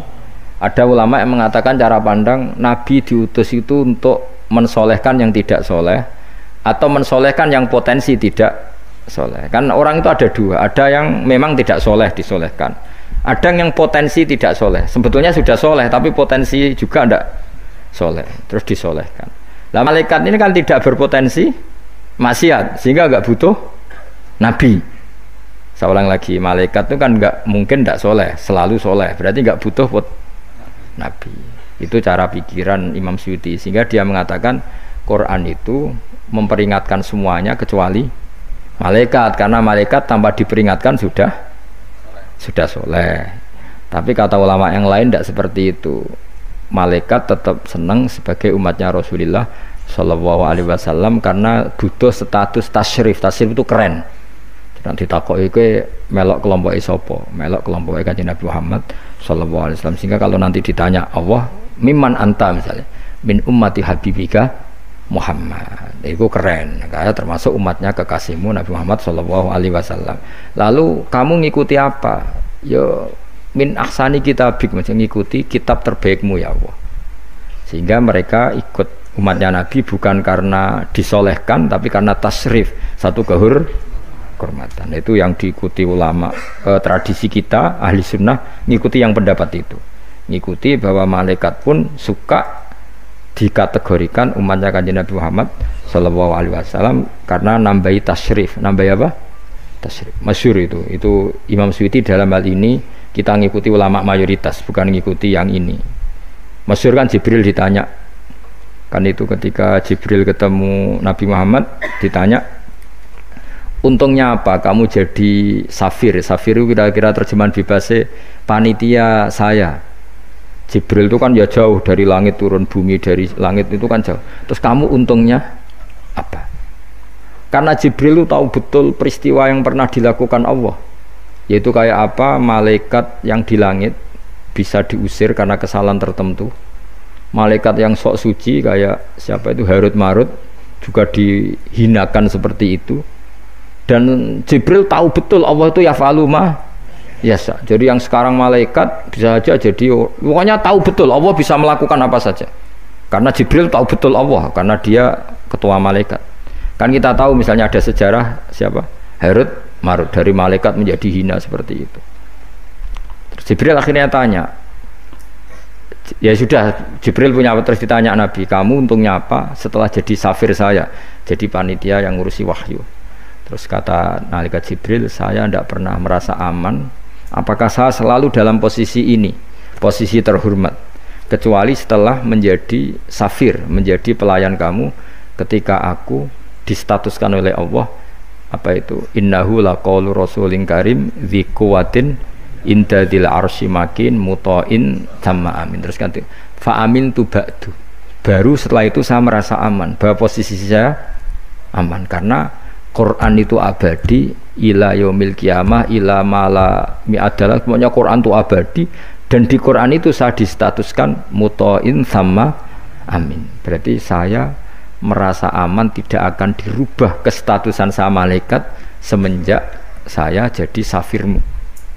Intinya Jibril juga mendapat kehormatan karena ngitmai Quran. Paham ya? Makanya kita di sini mengatakan ini pendapat Imam Suyuti, tapi hampir semua ulama berpendapat apa? Malaikat pun ikut mendapat berkahnya Kanjeng Nabi Muhammad Shallallahu Alaihi Wasallam. Jenenge apa? Berkah tasrif, apa berkah apa? Tasrif. Jadi punya status kehormatan. Lah yang dikatakan Imam Suyuti itu murni logika. Murni logika tadi, yang namanya Quran itu memberi peringatan supaya enggak soleh menjadi soleh, dan malaikat tidak butuh itu karena sudah selalu soleh. Ya jadi itu logika saja. Tapi kita berkeyakinan malaikat pun butuh, tapi untuk kehormatan. Jadi wala ta'lamunna yang ilan yaktine bakal ngerti temen sira kabeh ya kufara makatahe penduduk Mekah naba'ahu ing ceritane Quran. Niki ayat populer kula. Jadi kita ini pasti akan menyaksikan kebenaran beritane Quran ila yaumil kiamat. Sanurihim ayatina fil afaqi wa fi anfusihim hatta yatabayyana lahum annahul haq. Wala ta'lamuna yaktine bakal ngerti sira kabeh ya kufara makatahe wong kafir-kafir Mekah naba'ahu ing ceritane Quran khabara sidqihi tegese cerita kebenarane Quran ba'da khinin sausing kok tapi iki dawuh pangeran. Terus Imam Suyuti nafsiri yaumil kiamah ya, tapi ini lagi-lagi tafsir ya bukan Quran. Jadi cara Imam Suyuti kamu akan tahu berita kebenarannya Quran setelah kiamat, tapi nyatanya sebelum kiamat pun kita tahu banyak tentang berita benarnya apa Quran. Bisa beri contoh ngeten nggih. Niki ben nambah iman kula jenengan teng Kanjeng Nabi Muhammad sallallahu alaihi wasallam. Nabi itu kan orang yang mukjizatnya jelas Quran. Ya jelas kita sepakat Nabi itu orang yang mukjizatnya itu ngendikan Konstantinopel. Nabi itu orang Mekah. Itu orang Mekah, orang Madinah. Itu ngendikan Turki, itu kan jauh sekali karena Turki itu ikut barat. Tapi Nabi zaman itu ngendikan lataf tahunnal Konstanti dia kamu pasti nanti menaklukkan Konstantinopel. Terus Nabi menyebut pasukannya, menyebut tentaranya. Terus al-amru kama akhbarahu. Kemudian kenyataannya Konstantinopel zaman Nabi itu kan hanya menguasai Mekah Madinah. Dereng duki putih-putih. Tok Syria niku era Umar. Tapi era Pangeran Fatih pun berapa ratus tahun setelah Nabi baru menaklukkan apa? Konstantinopel. Mergo Nabi nate dawuh mulai sekarang sampai kiamat uridot alia umatku dipertontonkan. Jadi Nabi sempat delok kalau cara Jawa TV lah. Jadi menurut Nabi ya berso ngaji Jalalain paham ora paham ya. Ini termasuk daftar yang diperlihatkan kepada Nabi. Jadi ini akhir zaman ono wong ngaji nggo 3 perangkat kitab, pulpen, rekaman. Jadi apa kitab, pulpen, rekaman. Harusnya kamu lebih alim dibanding ulama dulu karena mereka salah satu kelas apa? Rekaman itu perso. Yang paling unik dari semua peristiwa itu nggih sekuaruan nggih peristiwane Suraka. Suraka niku sahabat rapati ganteng ndik. Nabi sering nak gojlok Suraka.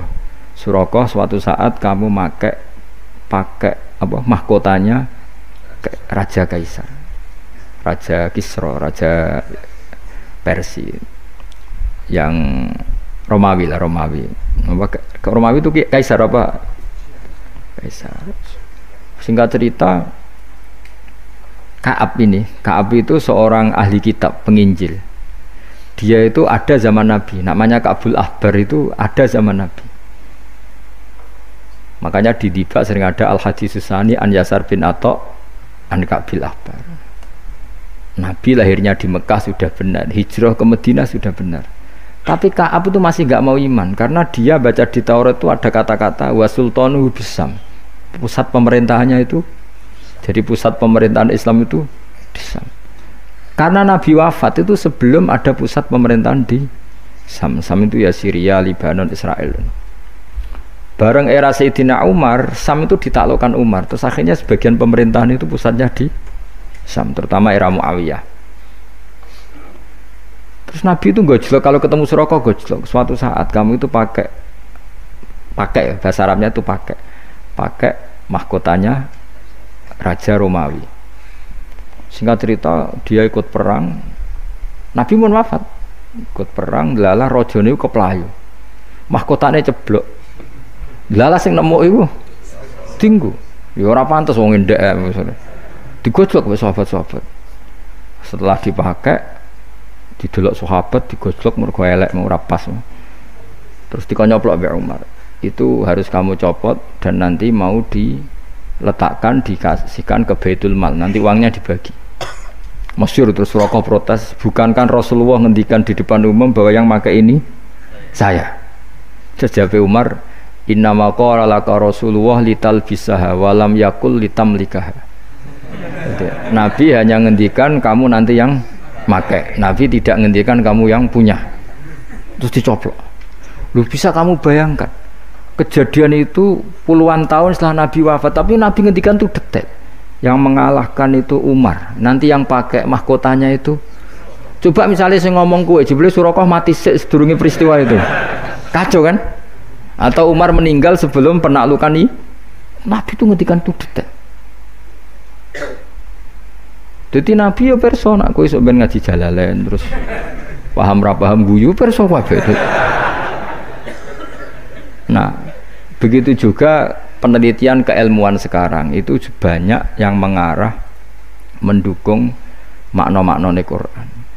Meskipun kita tidak tahu detailnya, misalnya dulu ya, misalnya antara laut, air tawar dan air asin, bainahuma barzakhul la yabghiyan. Terus kemudian orang bilang barzah itu membran atau apa sajalah. Yang jelas itu ada pemisah, namanya apa? Barzah, antara laut asin dan laut apa? Tawar. Begitu juga misalnya awalam yaro annas samawati wal ardo kanata ratqan fafataq nahuma wa ja'alna minal ma'i kullasyai'in. Jadi dulu bumi itu ya satu pulau, kemudian pisah-pisah, kemudian terus ya sudah ada yang jadi laut tadi terus.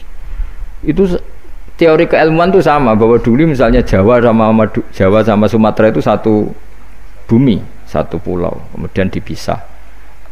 Pertama roton itu gandet, fafatak nahuma, kemudian tak pisah. Lah iya, makanya Allah sudah ngendikan wala ta'lamunna naba'ahu ba'dakhin. Kamu akan tahu cerita kebenaran Quran ini tunggu saja setelah ini. Nah, kemudian hanya ulama yang mengatakan yaumal kiamat, tapi itu lagi-lagi itu tidak Quran. Quran hanya ngendikan ba'dakhin. Yang yaumal kiamat itu ngendikane ulama. Makanya kita harus paling gampang tuh hadis. Wis jelas tuh hadis. Pokoknya hadis tentang sosial. Suatu saat akan datang zaman qalilin ulama'uhu tapi kasirin. Wah, itu ora trimo bener banget deh. Yang ulamanya sedikit, tukang khutbah, tukang pidato maksudnya. Wah, guys, ora trimo bener banget. Dan itu Nabi ngendikan tuh detail, terutama sampean delok. Saya kan punya kitab namanya Sirah Nabawiyah, juga punya kitab banyak lah tentang itu sampai Imam Bukhari itu kenangannya itu. Imam Bukhari yang meriwayatkan hadis waktu saat kamu membuka Konstantinopel itu masih Kristen. Semua Konstantinopel rawinya itu ya nggak ngerti, pokoknya ngomong aja sanate ngono muni ngono. Ditakoki lah kapan bos, pokoknya sanate ngono. Tapi sekarang jadi nyata Konstantinopel Turki itu dulu ketika Imam Bukhari meriwayatkan hadis itu masih dikuasai apa? Kristen. Tapi Nabi ngendikan detail delok tengene Bukhari, Kitab Alamatin Nubuwah. Itu detail sekali.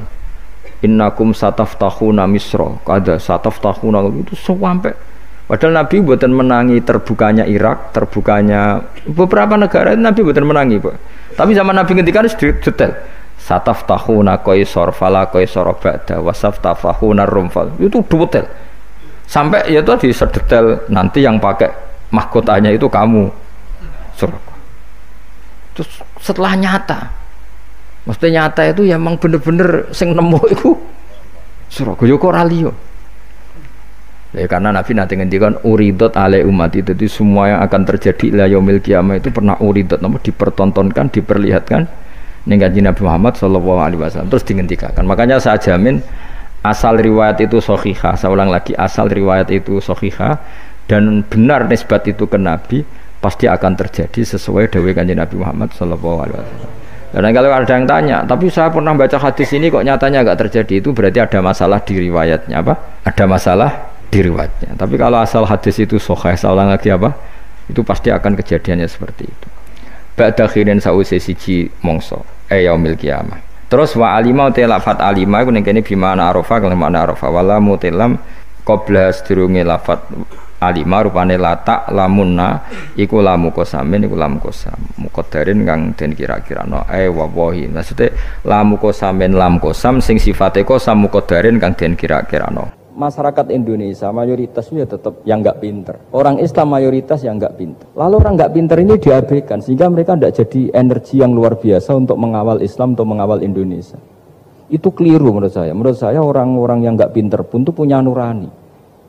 Zaman kita dijajah Belanda, itu tidak semua orang rektor, tidak semua orang profesor, tidak semua orang kiai, tidak semua orang alim.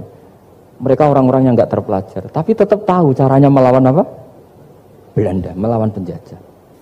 penelitian itu saya berkali-kali bilang tidak harus orang-orang pinter banget sebetulnya, karena perangkat yang disediakan Allah ini juga menyediakan untuk orang-orang bodoh, dan itu hikmah terbesar dari Islam. Jadi Islam ini bisa difahami orang pinter juga oleh orang-orang yang nggak pinter. Saya punya kenangan tentang ilmu astronomi, kita belajar falak itu jelimet sekali. Ketika ada perdebatan misalnya awal Ramadan itu Ahad sama Senin, sama lagi misalnya Ahad, Minggu sama Senin, karena kita ini di pesantren kalau bilang Minggu itu kadang dilarang, harus bilang Ahad. Apalagi kiainya Pak Fathul Wahid di Kudus, Kiai Torehan itu fanatik, itu nggak boleh orang bilang Minggu, harus bilang Ahad. Yang lucu itu ada seorang kiai yang sangat fanatik terhadap Islam, itu nggak mau kalendernya ditulis kenaikan wafat Isa Al-Masih, karena keyakinan umat Islam bukan Isa yang wafat tapi Sibeh Isa. Itu di kalender Kudus kan wafatnya dalam kurung Sibeh Isa ya, yang menyerupai Isa. Jadi saking fanatiknya tetap menulis sesuai keyakinan. Saya teruskan. Orang kadang bilang begini, cara orang yang tidak mendalami ilmu, sama-sama kiai, sama-sama ormas Islam kok beda awal Ramadan, sehingga jadi debat Ahad atau Minggu sama Senin. Saya punya mak-mak ya, kalau orang sepuh itu yang dulu ikut buyut saya, jadi saya ini generasi kelima, itu orang itu muammar, ditakdir umurnya panjang. Itu bilang gini, Gus, sebetulnya untuk tahu kalender yang benar mana itu gampang katanya. Cari tanggal 15, nanti kelihatan siapa yang salah. Ternyata betul, kalau dihitung Ahad, nanti 15-nya misalnya jatuh hari apa, nanti kelihatan ternyata pas yang dikatakan 15 versi Ahad itu bulan belum purnama. Purnamanya itu di versi mereka yang tanggal 16. Berarti bener mana? Yang Senin kan? Tapi yang versi Senin ternyata betul pas 15 pas purnama. Artinya apa? Allah menyediakan perangkat untuk menguji Senin apa Ahad dengan cara awam, yaitu nunggu tanggal 15. Artinya gini, kata siapa yang tahu itu hanya orang pinter gitu. Orang awam juga bisa tahu, karena agama ini milik bersama ya, milik orang pinter, milik yang tidak pinter. Sehingga dalam pola-pola Islam, di antara madhab Syadzili, madhab Thariqah Naqsyabandiyah, itu beliau di antara kampanyenya gini, kata Thariqah Naqsyabandiyah, Thariqah kami ini yastawi fistifadatiha ar-rijalu wasibyan. Popularitas Thariqah saya, mudahnya difahami ini antara orang pinter yang sudah dewasa sama anak-anak kecil ini sama. Kenapa demikian? Kalau dalam filosofi kebenaran itu ada pepatah, fa innal haqqo azharu min syamsi dhahirah. Kebenaran itu lebih jelas ketimbang matahari di siang hari. Sehingga mereka dengan mudahnya mensifati Allah misalnya az-zahir, zat yang begitu jelas. Kenapa Allah begitu jelas? Karena ulama dulu cara, kalau dalam bahasa pondok mensifati, menstatuskan alam raya ini maujud itu ada. Di mana-mana sesuatu yang ada itu ya diciptakan oleh yang ada. Masa Anda ada kok menciptakan yang ada? Sehingga mereka tidak pernah tertarik sama faham komunis, ateis, bahwa alam ini dimulai dari ketiadaan. Pertanyaannya adalah bagaimana sesuatu yang tiada menyebabkan yang ada. Sehingga ulama dulu pinter, sifat wajib itu apa? Wujud. Karena alam raya ini kadung wujud, kadung maujudat, maka Allah harus wujud. Berhubung wujudnya Allah itu wujud penyebab, harus kodim atau harus awal. Masa penyebab datangnya terlambat dulu yang jadi efek dari penyebab itu. Sehingga mereka dengan gampangnya mensifati Allah az-zahir, zat yang begitu jelas. Sehingga Imam Sibawayh ahli nahwu itu juga mengenali Allah lewat teori nahwu. Beliau bilang Allah itu siapa? Allahu a'raful ma'arif, zat yang paling mudah dikenali. Nah sehingga tadi seperti yang dikatakan Pak Rektor, sebetulnya perangkat ilmu seperti tadi menemukan bulan itu diantaranya ditemukan kalau bulan tuh nggak rata itu ya lewat teori gambar, karena sekian jarak punya akibat sekian, punya misalnya kita melihat gunung kelihatannya indah padahal di situ ya ada lubangnya, ada pohon yang tertebang, ada pemandangan yang nggak indah, tapi gara-gara dilihat dari jauh semuanya indah. Maka disarankan orang yang baru nggak suka istrinya terus melihat dari jauh, tinggal minggat lah kira-kira. Kalau ditinggal minggat 2 bulan itu mesti cinta lagi itu, kan fungsinya baru kelihatan itu. Tapi kalau dekat terus tuh mesti sama neknya lah kira-kira gitu, sama mangkelnya. Sehingga itu ya dipakai teori juga dalam silaturahim. Di agama terkenal ada pepatah zuruhibban tasdad hubban. Jadi ya jangan sering ketemu, nanti kamu gampang cinta. Kalau sering ketemu ya gampang bosen lah kira-kira seperti itu. Nah, kemudian teori-teori awam ini dikembangkan. Yang awam Jadi dulu orang menemukan matahari itu besarnya kayak apa, rembulan besarnya seberapa, itu dilihat setiap kita melihat mobil itu jarak 1 kilo masih kelihatan sekian meter, nanti kalau 2 kilo berkurang sekian senti, kalau 3 kilo berkurang sekian senti, terus dikalikan ya kira-kira seperti itu. Kalau rembulan masih kelihatan segede itu berarti kali sekian pengurangan tadi, terus ditemukan.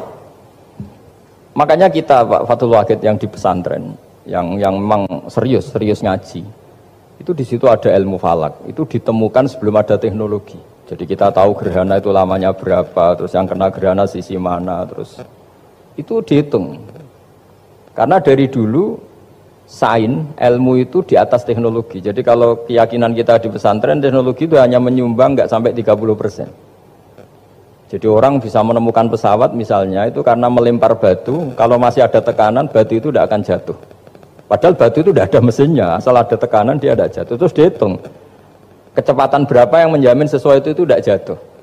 Hanya ditemukan pesawat, meskipun mau landing harus tetap banter, karena kalau tidak banter jatuh.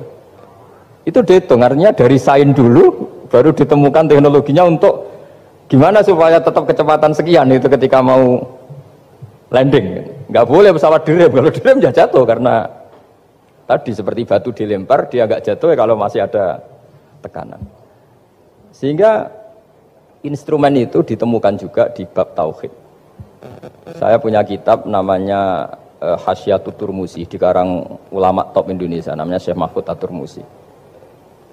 Itu beliau cerita, Imam Al-Amudi itu ulama top, tapi dia itu unik, tiap ngajar santrinya itu ngajar matematika, ngajar ilmu eksak. Terus ditanya, sampai muridnya itu ragu, ini guruku masuk surga enggak, ini kiai kok hanya ngajar matematika. Ya kira-kira ngajar, ya seperti mahasiswa jenengan kan, ini rektor masuk surga enggak, ngomong teknik terus gitu loh.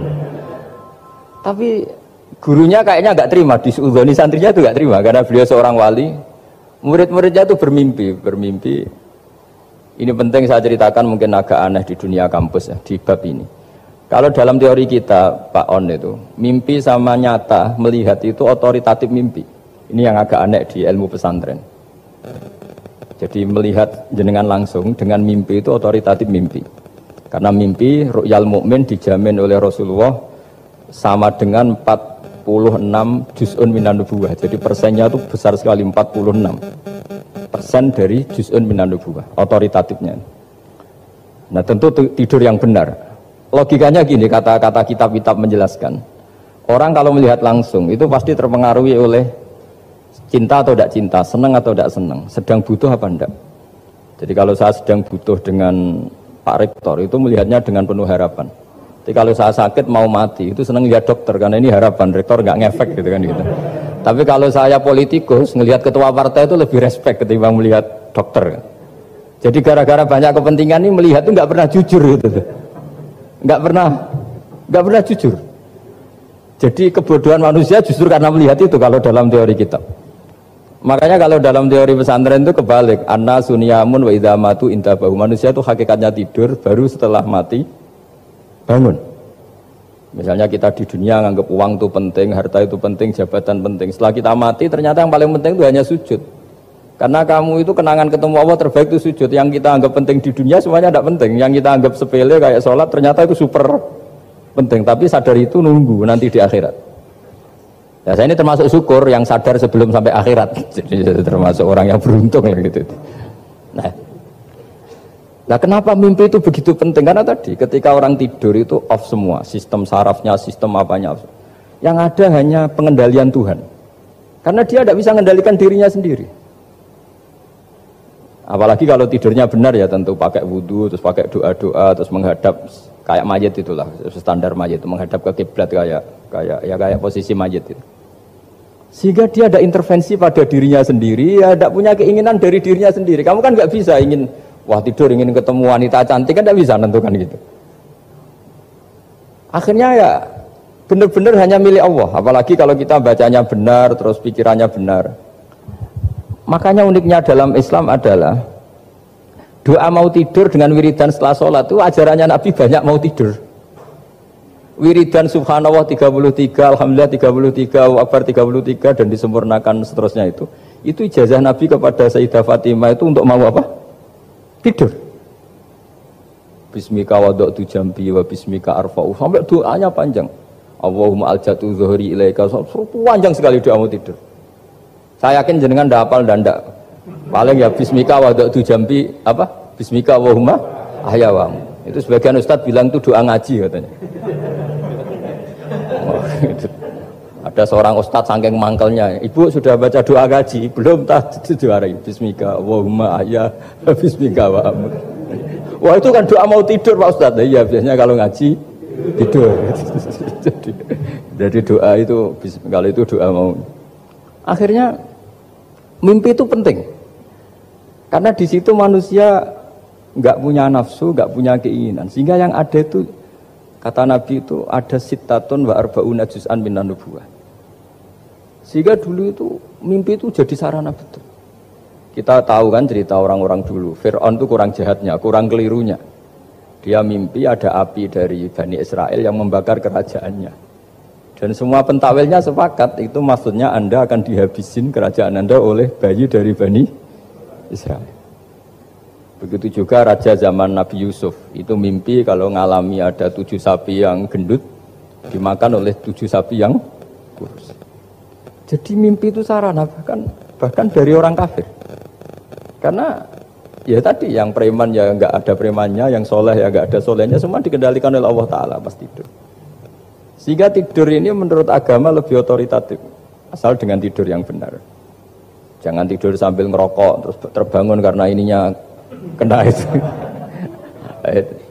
Nah, cerita-cerita unik begini kalau tidak orang pesantren itu tidak tahu. Karena ini memang khas pembalikan satu fakta yang diyakini orang banyak. Sehingga ulama dulu itu cerita, ini saya teruskan. Imam Amudi itu akhirnya murid-muridnya mimpi. Mimpi di situ tanya, Pak Ustadz, Anda masuk surga enggak ketika hidupnya hanya nerangkan matematika? Oh iya, saya bahkan enggak sekedar di surga. Malaikat dikumpulin Allah untuk mendengarkan presentasi saya ngajar matematika. Jadi kata dia cerita, Allah bilang gini ke malaikat, hei para malaikatku, kenapa kamu iman sama saya? Ya karena saya melihat engkau ya Allah, melihat kekuasaan engkau. Tapi imannya orang ini itu melebihi iman kamu.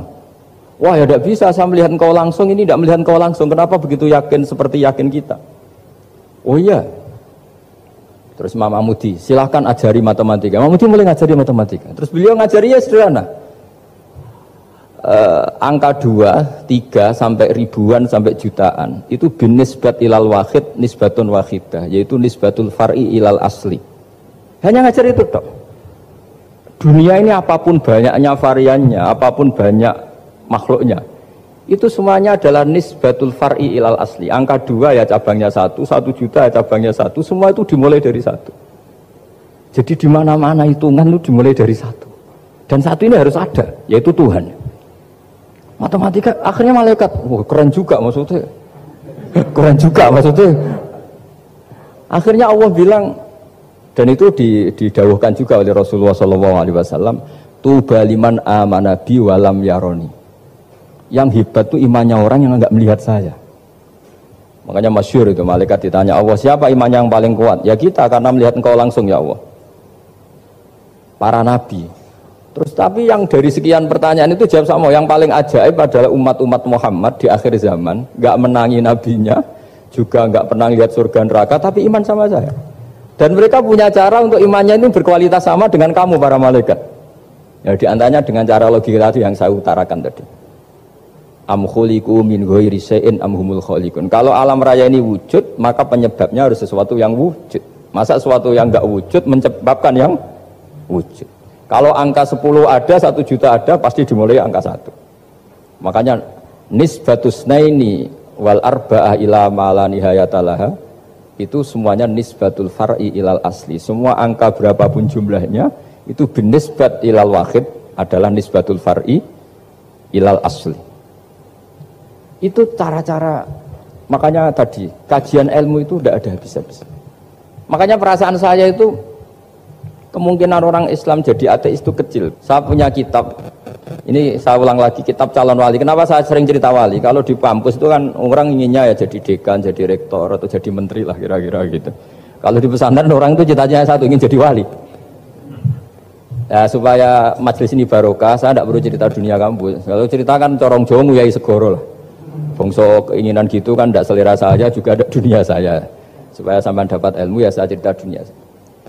Itu kitab, saya punya kitab calon wali lah kira-kira, atau wali sudah wali top, namanya kitab Tasbidul Fuad karangannya Sayyid Abdul Haddad. Itu beliau cerita, di antara ceritanya itu unik. Kata beliau begini, saya itu tidak khawatir orang Islam jadi murtad, apalagi jadi ateis, karena kalimat la ilaha illallah itu sahlatun qoribah, kalimat yang mudah sekali, sehingga saya tidak khawatir orang Islam yang ketemu orang ateis, ketemu orang macam-macam, asal diajari kalimat ini secara benar. Terus beliau cerita, yang saya takut tuh mereka masalah perempuan dan harta. Kalau iman kayaknya enggak. Singkat cerita yaitu di kitab seperti itu. Singkat cerita saya ketemu banyak orang yang kuliah di McGill atau kuliah di Amerika, di Jerman, mungkin di Norwegia, di mana-mana, di Australia, dan ketemu teman-teman yang di Korea Selatan juga. Mereka itu orang kebanyakan yang nyuwun sewu enggak keluarga kiai, tapi mereka enggak ada yang enggak tetap iman. Ketika saya tanya, kenapa Anda tetap iman? Padahal ada beberapa negara yang lebih stabil, lebih makmur dibanding negara yang mengklaim sebagai negara Islam. Itu cara berpikir ya sederhana. Enggak lah Gus, kayaknya kok Tuhan kok ada tanggal lahirnya? Enggak lah, kayaknya yang namanya Tuhan tuh ya awal lah. Masa pencipta langit bumi dituhani orang yang lahirnya di bumi, kayak enggak lah kayaknya. Jadi ya berpikir sederhana. Padahal ya kurang ajarnya Masya Allah. Anak ini ya dugem ya macam-macam, tapi kalau ditanya disuruh yang lain nggak mau dia. Enggak lah, kayak yang benar tetap Islam. Karena kalimat ini, yaitu tadi eksistensi Tuhan tadi, eksistensi Allah itu, la ilaha illallah itu kalimatun sahlah, kalimatun qoribah, kalimah yang begitu mudah difahami. Kenapa mudah difahami? Misalnya kita ngaji, Tuhan itu siapa? Yang menciptakan langit dan bumi. Dengan misalnya perbandingan Tuhan itu siapa? Yang lahir di bumi tahun sekian. Enak mana cara kita menerima itu? Kan keren yang menciptakan langit dan bumi. Tuhan itu siapa? Yang ada sebelum langit dan bumi. Dengan misalnya Tuhan adalah yang lahir di bumi. Keren mana? Nah, bayangkan kalau kita punya Tuhan Fir'aun. Sudah mati jadi tontonan kan, terus gak keren maksudnya punya Tuhan kok seperti itu. Nah ini yang katanya Syekh Abdul Haddad, kalimat ini sahlatun qoribah. Sehingga kalimat ini pula yang kita dilatih, la ilaha illallah kalimatu haqqin 'alaiha nahya wa 'alaiha namut wa 'alaiha nub'ats atau wa biha nub'atsu insyaallah taala minal aminin. Nah, saya sebetulnya tadi datang itu tidak ingin menjelaskan ini, tapi tadi kata Pak Fathul Wahid, ilmu itu kalau dikaji tambah hari tambah mudah, karena perangkat untuk menemukan bulan itu misalnya enggak rata itu gampang sekali. Pakai teori pemandangan ya bisa, pakai teori gambar juga bisa. Kalau teori pemandangan tadi, kalau kita bisa melihat mobil 2 meter masih kelihatan 2 meter, itu dengan jarak berapa masih orisinil seperti itu. Tambah jauh, tambah tidak kelihatan, tambah jauh. Nah ternyata setelah 5 kilo misalnya tidak kelihatan. Berarti untuk jumlah 2 meter hilang per 5 kilo. Nah berarti kalau bulan masih kelihatan segitu, berarti jarak kita dan bulan kira-kira sekian ribu kilo. Itu bisa dihitung, itu tambah teknologi.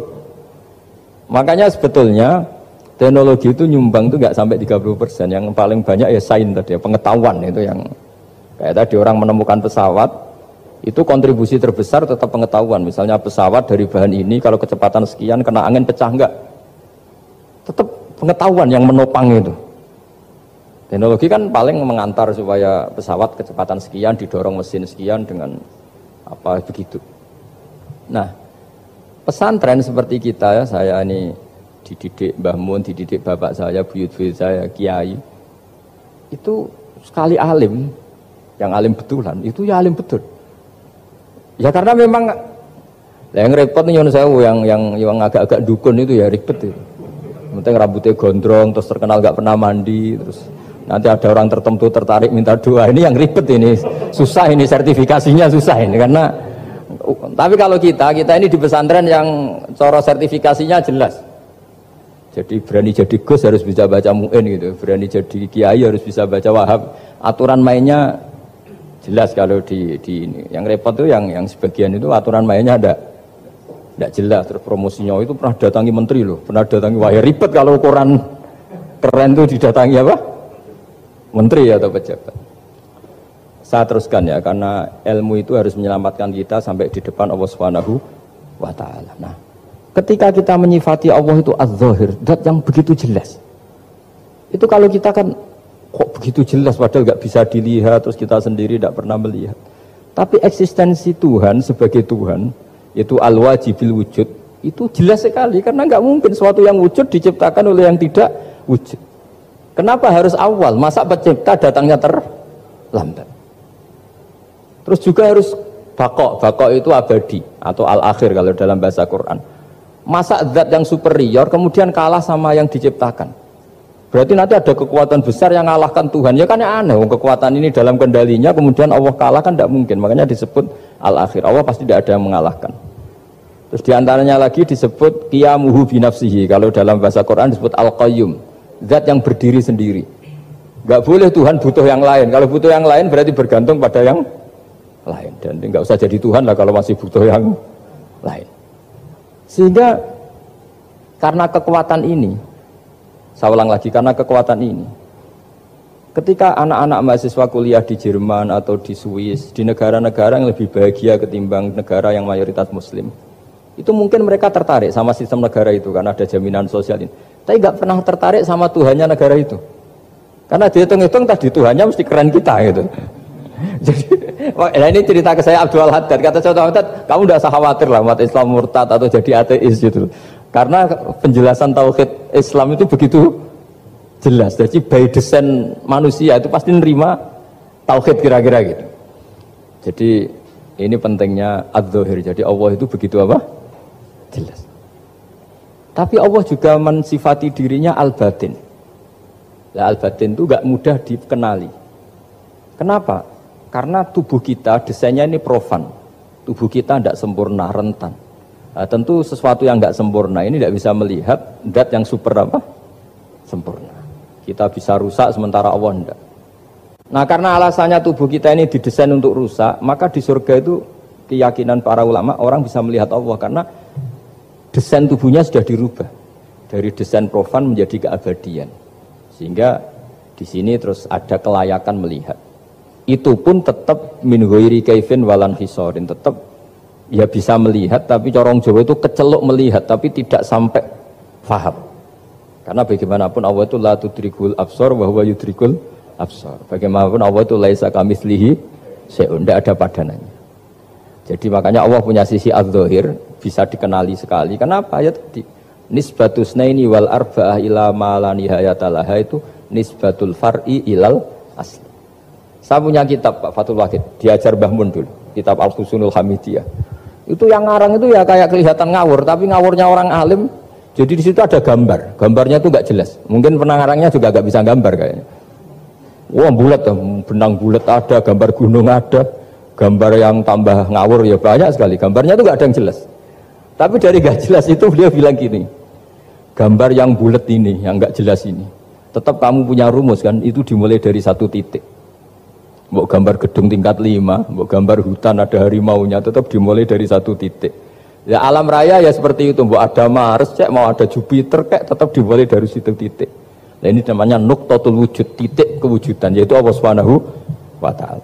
Sehingga ketika kita ngaji, ketika di pesantren dulu, penjelasannya adalah Al-Quran maknanya dipadatkan di Fatihah, Fatihah dipadatkan di Bismillah, katanya Bismillah dipadatkan di titiknya ba.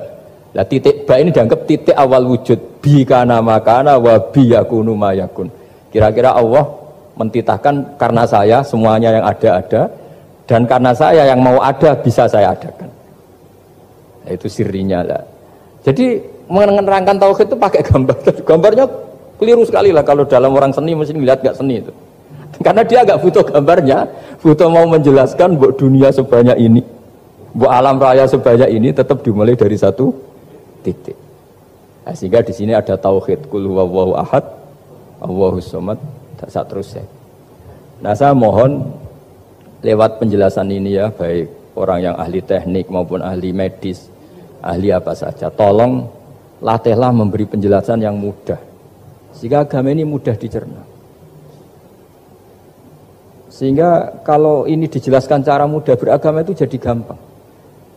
Makanya ciri utama agamanya orang-orang baik itu satu, man radiya billahi robba. Radiya itu seneng banget. Kenapa seneng banget? Karena memang agama ini nyaman, indah. Jadi datang dengan kebenaran yang mudah dicerna. Coba kalau agama ini datang dengan cara misalnya gini, kamu harus menuhankan ini. Dan kita tahu itu lahirnya di bumi. Kan ada yang ganjel. Kok Tuhan sama buminya dulu, buminya ini gimana ini? Kan pusing. Buat Anda profesor nggak bisa jawab itu. Tapi kalau Tuhan itu adalah yang ada sebelum langit dan bumi kan, ya iyalah masa Tuhan terlambat datangnya kan, terus enak itu menerimanya itu. Makanya diantara kekalahan Fir'aun berdebat, ya Nabi Musa ya Nabi lah, juga proses ya. Nabi Musa ketika ditanya Fir'aun, wa ma rabbul alamin, Tuhan kamu itu siapa? Jawabnya Nabi Musa, rabbus samawati wal ardi, yang menuhani langit dan bumi. Itu Fir'aun masih bisa ngeles. Saya jalan-jalan kemana-mana, yang dituhankan saya, berarti yang Tuhan ya saya dong. Ma'alim tulakum min ilahin apa? Ghairi, kata Fir'aun. Soal Tuhan kamu di langit, begini kata Fir'aun. Haman dipanggil, Haman bikinkan piramida yang paling tinggi, saya ingin melihat Tuhannya Musa. Musa bingung kan? Padahal kalau naik piramida nanti Fir'aun pun tidak bisa melihat Allah kan? Wong yang Nabi yang kiai aja gak bisa melihat, apalagi Fir'aun. Padahal celakanya ketika dia tidak melihat Allah, dia akan mengatakan Allah itu tidak ada, ribet kan? Itu penjelasan tentang Tuhan yang sebetulnya sudah absolut lah. Rabbus samawati wal ardi, Tuhannya langit dan bumi. Tapi itu gak ngefek, di perdebatan gak ngefek. Yang ngefek adalah ketika Musa bilang gini, Rabbukum wa rabbu abaikumul awwalin, sing nuhani buyutem. Wah kaget pengawal-pengawalnya langsung do iman meskipun secara siron, secara rahasia. Iya, nah, Quran pangeran berarti buyutnya rada pangeran. Kan pangerannya putu nih, berarti buyutnya wah ribet kan? Ya kalau Fir'aun Tuhan, bapaknya tambah Tuhan kan, mbahnya, buyutnya. Akhirnya kata pengawal Quran, geblek tenan Fir'aun. Artinya apa? Kadang argumentasi yang sudah benar, yaitu Tuhannya langit dan bumi kan ya benar lah.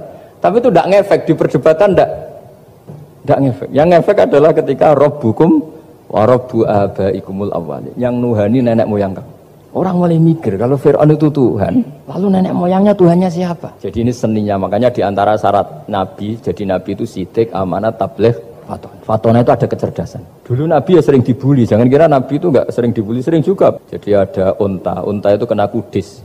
Kudis itu ya jenis penyakit menular lah. Nabi dengan teori tawakalnya, Nabi itu punya dua teori, kadang pakai teori tawakalnya, kadang pakai teori preventif. Makanya Nabi pernah ngendikan kalau ada penyakit menular di situ, kamu jangan di situ. Itu pakai teori preventif. Tapi kadang Nabi pakai teori tawakal. Nabi menghentikan la adwa wala tiaratan. Tidak ada penyakit menular. Terus orang-orang yang ya usil lah kira-kira gitu. Ada unta kena kudis, dijejerkan yang waras. Ternyata yang waras ikut kudisen lah, ikut sakit. Senang orang ini. Ya Rasulullah, ini saya jejerkan, ternyata yang enggak tertular jadi tertular. Padahal engkau bilang enggak ada penyakit menular. Nabi jawabnya lucu. Faman a'dal awwala. Kalau yang pertama ini tertular siapa? Dia dikira Nabi itu kalah karena melihat unta yang kedua. Ternyata Nabi enggak, ketika dipanggil ya Rasulullah ini unta agak gudikan, tak jejerkan yang kudisen, ternyata ikut kudisen. Berarti penyakit itu menular. Tapi Nabi jawabannya faman a'dal awwal. Lalu yang kena penyakit pertama tertular oleh siapa? Wah itu asli dari Allah. Ya maksud saya seperti itu kata.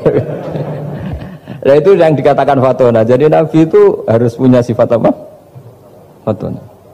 Karena dengan kecerdasan itu Nabi bisa berargumentasi. Kayak tadi, ketika Fir'aun dikatakan Allah yang menuhani langit dan bumi, Fir'aun masih mengklaim dia Tuhan. Karena di mana-mana dia dituhankan. Tapi ketika diingatkan bahwa kamu anak seorang manusia, punya bapak, punya kakek, punya buyut, punya canggah kalau bahasa Jawa. Lalu kalau kamu yang Tuhan, dan Tuhan dimulai Anda, lalu mbah-mbah kamu Tuhannya siapa? Gak bisa jawab kan? Akhirnya banyak punggawa yang saat itu iman. Jadi iman itu bisa menghunjam kepada siapa saja, termasuk yang orang-orang topnya Fir'aun. Sehingga ketika Fir'aun rapat Musa harus dibunuh besok, tangkap besok, sebagian mereka itu membocorkan informasi itu. Datang ke Musa, tadi malam kita ikut rapat, keputusannya Anda dibunuh, maka larilah kamu. Itu barokahnya iman. Artinya ya karena logika Musa lebih masuk akal, ya mereka lebih percaya sama Musa. Tapi gara-gara profesi ya tetap kerja dan yang mulai ribet dunia. Ya mulai ribet. Mulai ribet jadi.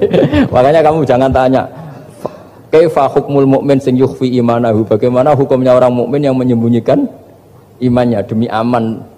Ya tidak usah kamu jawab. Kalau kamu jawab boleh ini kok kayak pecundang. Kalau kamu jawab haram pernah terjadi itu. Wa qala rajulun mu'minum min ali fir'auna yaktumu imana. Ya, ini khazanah ya. Jadi saya mohon mengkaji Islam itu harus dengan sisi-sisi yang bisa difahami orang pinter juga orang bodoh. Kata Imam Ghazali banyak itu. Karena hadatin itu harus difahami orang pinter juga orang bodoh.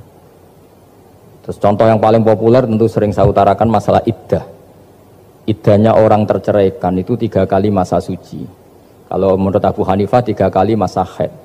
Orang pintar tahulah kalau perempuan sedang haid, menstruasi pasti sedang tidak hamil. Sehingga kalau dia sudah haid 3 kali ada kepastian tidak hamil. Kalau tidak hamil artinya apa? Nggak ada sperma dari zaut awal, suami pertama yang jadi anak dia. Padahal tujuan iddah adalah nanti kalau di hubungan suami istri sama suami kedua jelas anaknya suami kedua. Tapi kalau andaikan tidak ada iddah kan malam hubungan suami istri, pagi bentrok cerai, terus kawin. Kumpul suami istri lagi terus nanti anaknya itu anaknya siapa? Kan nggak jelas. Kalau sampean bisa klaim lewat DNA juga mungkin secara ilmu objektif Pak Rektor. Masalahnya juga bisa disuap kan? Saya sering dibantah orang-orang itu. Wah Gus DNA itu otoritatif karena gini-gini nggak mungkin bohong kamu. Ya DNA-nya nggak bohong, pegawainya bisa disuap kan? Kayak nggak tahu manusia apa nggak tahu Indonesia nggak tahu terus. Itu yang sensitif itu yang mulai wilayah sensitif itu. Kayak gak tahu manusia apa kayak gak tahu Indonesia? Manusia aja ya sudah. Berarti Anda sangat nasionalis. Jadi ribet kan? Maka dianjurkan ada iddah. Dengan iddah selesai berarti benar-benar perempuan ini baru atur rohmi, rahimnya steril dari unsur mani zaut awal. Dan kalau 3 kali masa suci itu artinya apa? Kira-kira 3 bulan. Kira-kira ya wal mutallaqatu yatarabbasna bi anfusina salah satu apa? Huru. Pertanyaannya kalau 3 bulan, andai kan tidak pakai teori ilmiah, menstruasi itu sudah teori ilmiah. Ada yang tanya ke saya, Gus kenapa harus sampai 3 kali padahal menstruasi pertama pasti sudah ada hamil?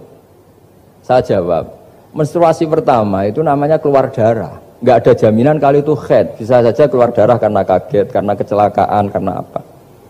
Sehingga kalau misalnya perempuan diceraikan, Gus saya sudah haid. Yang jamin kalau itu haid siapa? Maksudnya keluar darah dengan makna tidak hamil. Biasa saja keluar darah kali ini faktor kaget ya atau faktor kecelakaan.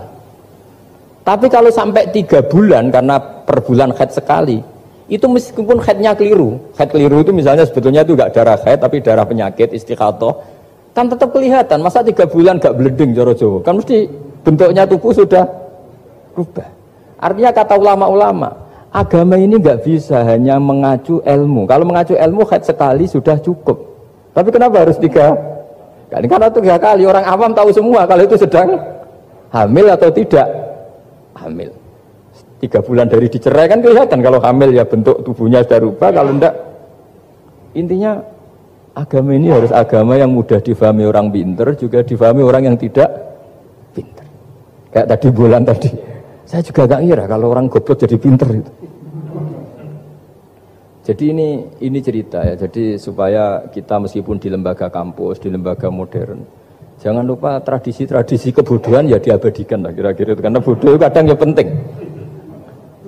Makanya kalau cerita di dunia wali itu kata Anda boleh gak nerima cerita ini, tapi Anda harus percaya kalau kekuasaan Allah itu tidak terbatas. Kenapa orang Madura begitu mencintai kiai? Sebetulnya niatnya ya agak baik, tapi ya baik, nggak baik tapi baik. Ada santri itu Madura, dia saking percaya sama kiai itu ya khidmah, bikin teh, masakan kiai, mijitin kiai, pokoknya waktunya diberikan semua untuk kiai. Dan dia nggak pernah ikut ujian, apalagi ujian kelulusan disertasi dokter nggak pernah dia. Kalau sekolah nggak pernah ikut ujian. Sudah ya saya ridho jadi orang bodoh, sementing ikut jenengan. Suatu saat orang ini mati. Kiainya tuh pusing, waduh mati. Nah, ini di dalam alam mimpi itu, kamu boleh gak percaya, nggak wajib percaya memang. Ini kan ada akidah, jadi tidak wajib percaya. Ditanya sama malaikat, "Marabbuka, Tuhan kamu siapa?" Jawabannya lucu, "Malaikat kamu itu gimana? Di mana-mana tanya sama orang pinter, orang bodoh kok kamu tanya." Pusing kan malaikatnya. Di mana-mana namanya tanya, itu ya sama orang pinter. Masa orang bodoh ditanya? Yang bener aja kamu. Makanya bodoh ini ya senjata. Makanya ini kita kalau pinter ya alhamdulillah, kalau bodoh ya alhamdulillah kan. Bodoh itu penting. Kalau negara ini tidak makmur, yang disalahkan mesti para rektor. Gunanya apa ada rektor kalau nggak solusi bagi bangsa ini? Orang bodoh pasti nggak disalahkan kan? Nanti kalau ada hisab, kenapa Indonesia carut marut? Yang dipanggil Allah itu menteri, rektor, pasti itu. Apa kontribusi Anda sebagai orang pinter, sebagai profesor, sebagai orang bodoh aman? Santai, nggak kena panggilan kan? Karena Anda harus bertanggung jawab. Akhirnya terus malaikat tanya, lalu yang pinter siapa? Yang di atas itu, kiainya yang nalkin itu, yang di atas itu. Walhasil kiainya itu karena wali itu dengar. Ya wele cung bodoh kok terus nganti wis mati. bodoh kok kamu bawa sampai mati. Jadi kadang orang bodoh itu ya pinter tadi. Malaikat tuh kamu tuh gimana? Di mana-mana tanya itu ya sama orang pinter. Orang bodoh kok kamu tanya. Ya ribet kan kalau sudah ketemu seperti itu. Lah Nabi juga sering ngalami dialek sama orang bodoh. Kadang Nabi yang ngalah, kadang logikanya orang bodoh itu lebih gampang. Itu ada orang pencari dop itu semacam kayak biawak ya. Tapi tidak biawak, kayak semacam biawak. Itu ketemu Nabi, kamu tahu kalau saya ini Rasulullah? Tidak tahu ya. Ya kamu harus iman kalau saya ini Rasulullah. Hatta yu'mina laka hadad dop. Ya kalau hewan ini iman sama kamu ya saya iman. Ribet kan ukurannya itu. Waduh, untung Nabi betul. Terus Nabi tanya, "Dop, kamu tahu kalau saya Rasulullah?" Terus dopnya saat itu bisa bicara, "Asyhadu annaka Rasulullah." Terus baru iman. Imannya tanya, "Kenapa kamu iman sama Rasulullah?" Hewan aja tahu kalau dia Nabi apalagi manusia. Sehingga di masyhur itu di acara-acara kita kalau wadhabbu wal ghazalah yasyadani laka bir risalah itu wadhabbu wal ghazalah yasyadani laka bir risalah. Sehingga kekeliruan kita, saya sering ngomong di mana-mana, matur di mana-mana. Masyarakat Indonesia mayoritasnya tetap yang enggak pinter. Orang Islam mayoritas yang enggak pinter. Lalu orang enggak pinter ini diabaikan sehingga mereka tidak jadi energi yang luar biasa untuk mengawal Islam, untuk mengawal Indonesia. Itu keliru menurut saya. Menurut saya orang-orang yang nggak pinter pun itu punya nurani. Zaman kita dijajah Belanda, itu tidak semua orang rektor, tidak semua orang profesor, tidak semua orang kiai, tidak semua orang alim. Mereka orang-orang yang nggak terpelajar, tapi tetap tahu caranya melawan apa? Belanda, melawan penjajah. Karena tadi manusia ini diciptakan itu sudah punya pengetahuan. Seperti mukadimah dibaca Pak Rektor, Iqra wa rabbukal akram alladzi 'allama bil qalam 'allamal insana ma lam ya alam. Jadi bawaan manusia itu akan tahu untuk sesuatu yang perlu diketahui meskipun dia orang bodoh. Saulah lagi meskipun mereka orang apa? Orang bodoh. Ya di sini ini Islam datang yastawi fistifadatiha fistifadati syariah ar-rijal wasibyan, bahwa ukuran kebenaran itu adalah siapapun mudah tahu. Bahwa angka 2, angka 3, angka 5 itu adalah far'ul wahid, cabang dari angka 1. Fal aslu huwal wahid, yang asli adalah angka 1. Dan 1 ini harus 1. 0, itu ditemukan untuk setelah ada angka 1. Jangan keliru kamu. Tanpa ada angka 1 tidak ada 0. 0 ada gunanya kalau ada 01. Misalnya ada orang bilang, tapi kan ada 0,5. Tetap saja harus ada angka 1. Enggak bisa. Kamu bayangkan 0,5 kan karena ada 1. Artinya apa? Kamu bilang separuh dari 1, tapi itu pun karena sudah ditemukan aljabar. Makanya kalau dalam matematika Arab, mungkin di sini banyak orang eksak. Kalau matematika Arab itu mudah sekali, Pak. Orang Arab itu nggak mau bilang 2,5. Misalnya zakatnya tijarah itu 2,5. Itu kan kalau kita zaman SD kan garap porogapit. Itu orang Arab nggak mau.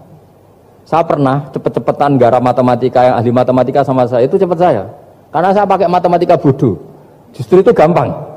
Kalau orang Arab cara berpikir gini, kalau bilang 2,5 itu rubu'ul usur, apa? Rubu'ul usur. Dari rubul usur gini, 1/4 dari 1/10. Jadi misalnya 100 1/10-nya berapa? 10. Setelah 10 1/4-nya berapa? 2,5. Jadi bertahap, rubul usur. Sehingga misalnya gitu, 1 juta kan angkanya nolnya kan 6. Kalau kamu porogapit 2,5 kan kuweselan nggih porogapit. Kalau orang Arab gampang, 1 juta 1/10-nya berapa? 100. 1/4-nya 25. Berarti 2,5-nya 1 juta 25.000. Orang Arab bilangnya rubul usur. 1/4 dari 1/10. Jadi di 1/10-kan dulu baru di 1/4. Jadi lebih cepat. Sampai pakarnya tanya, Gus kok bisa gini? Wah, aku anak kiai ngawur ya.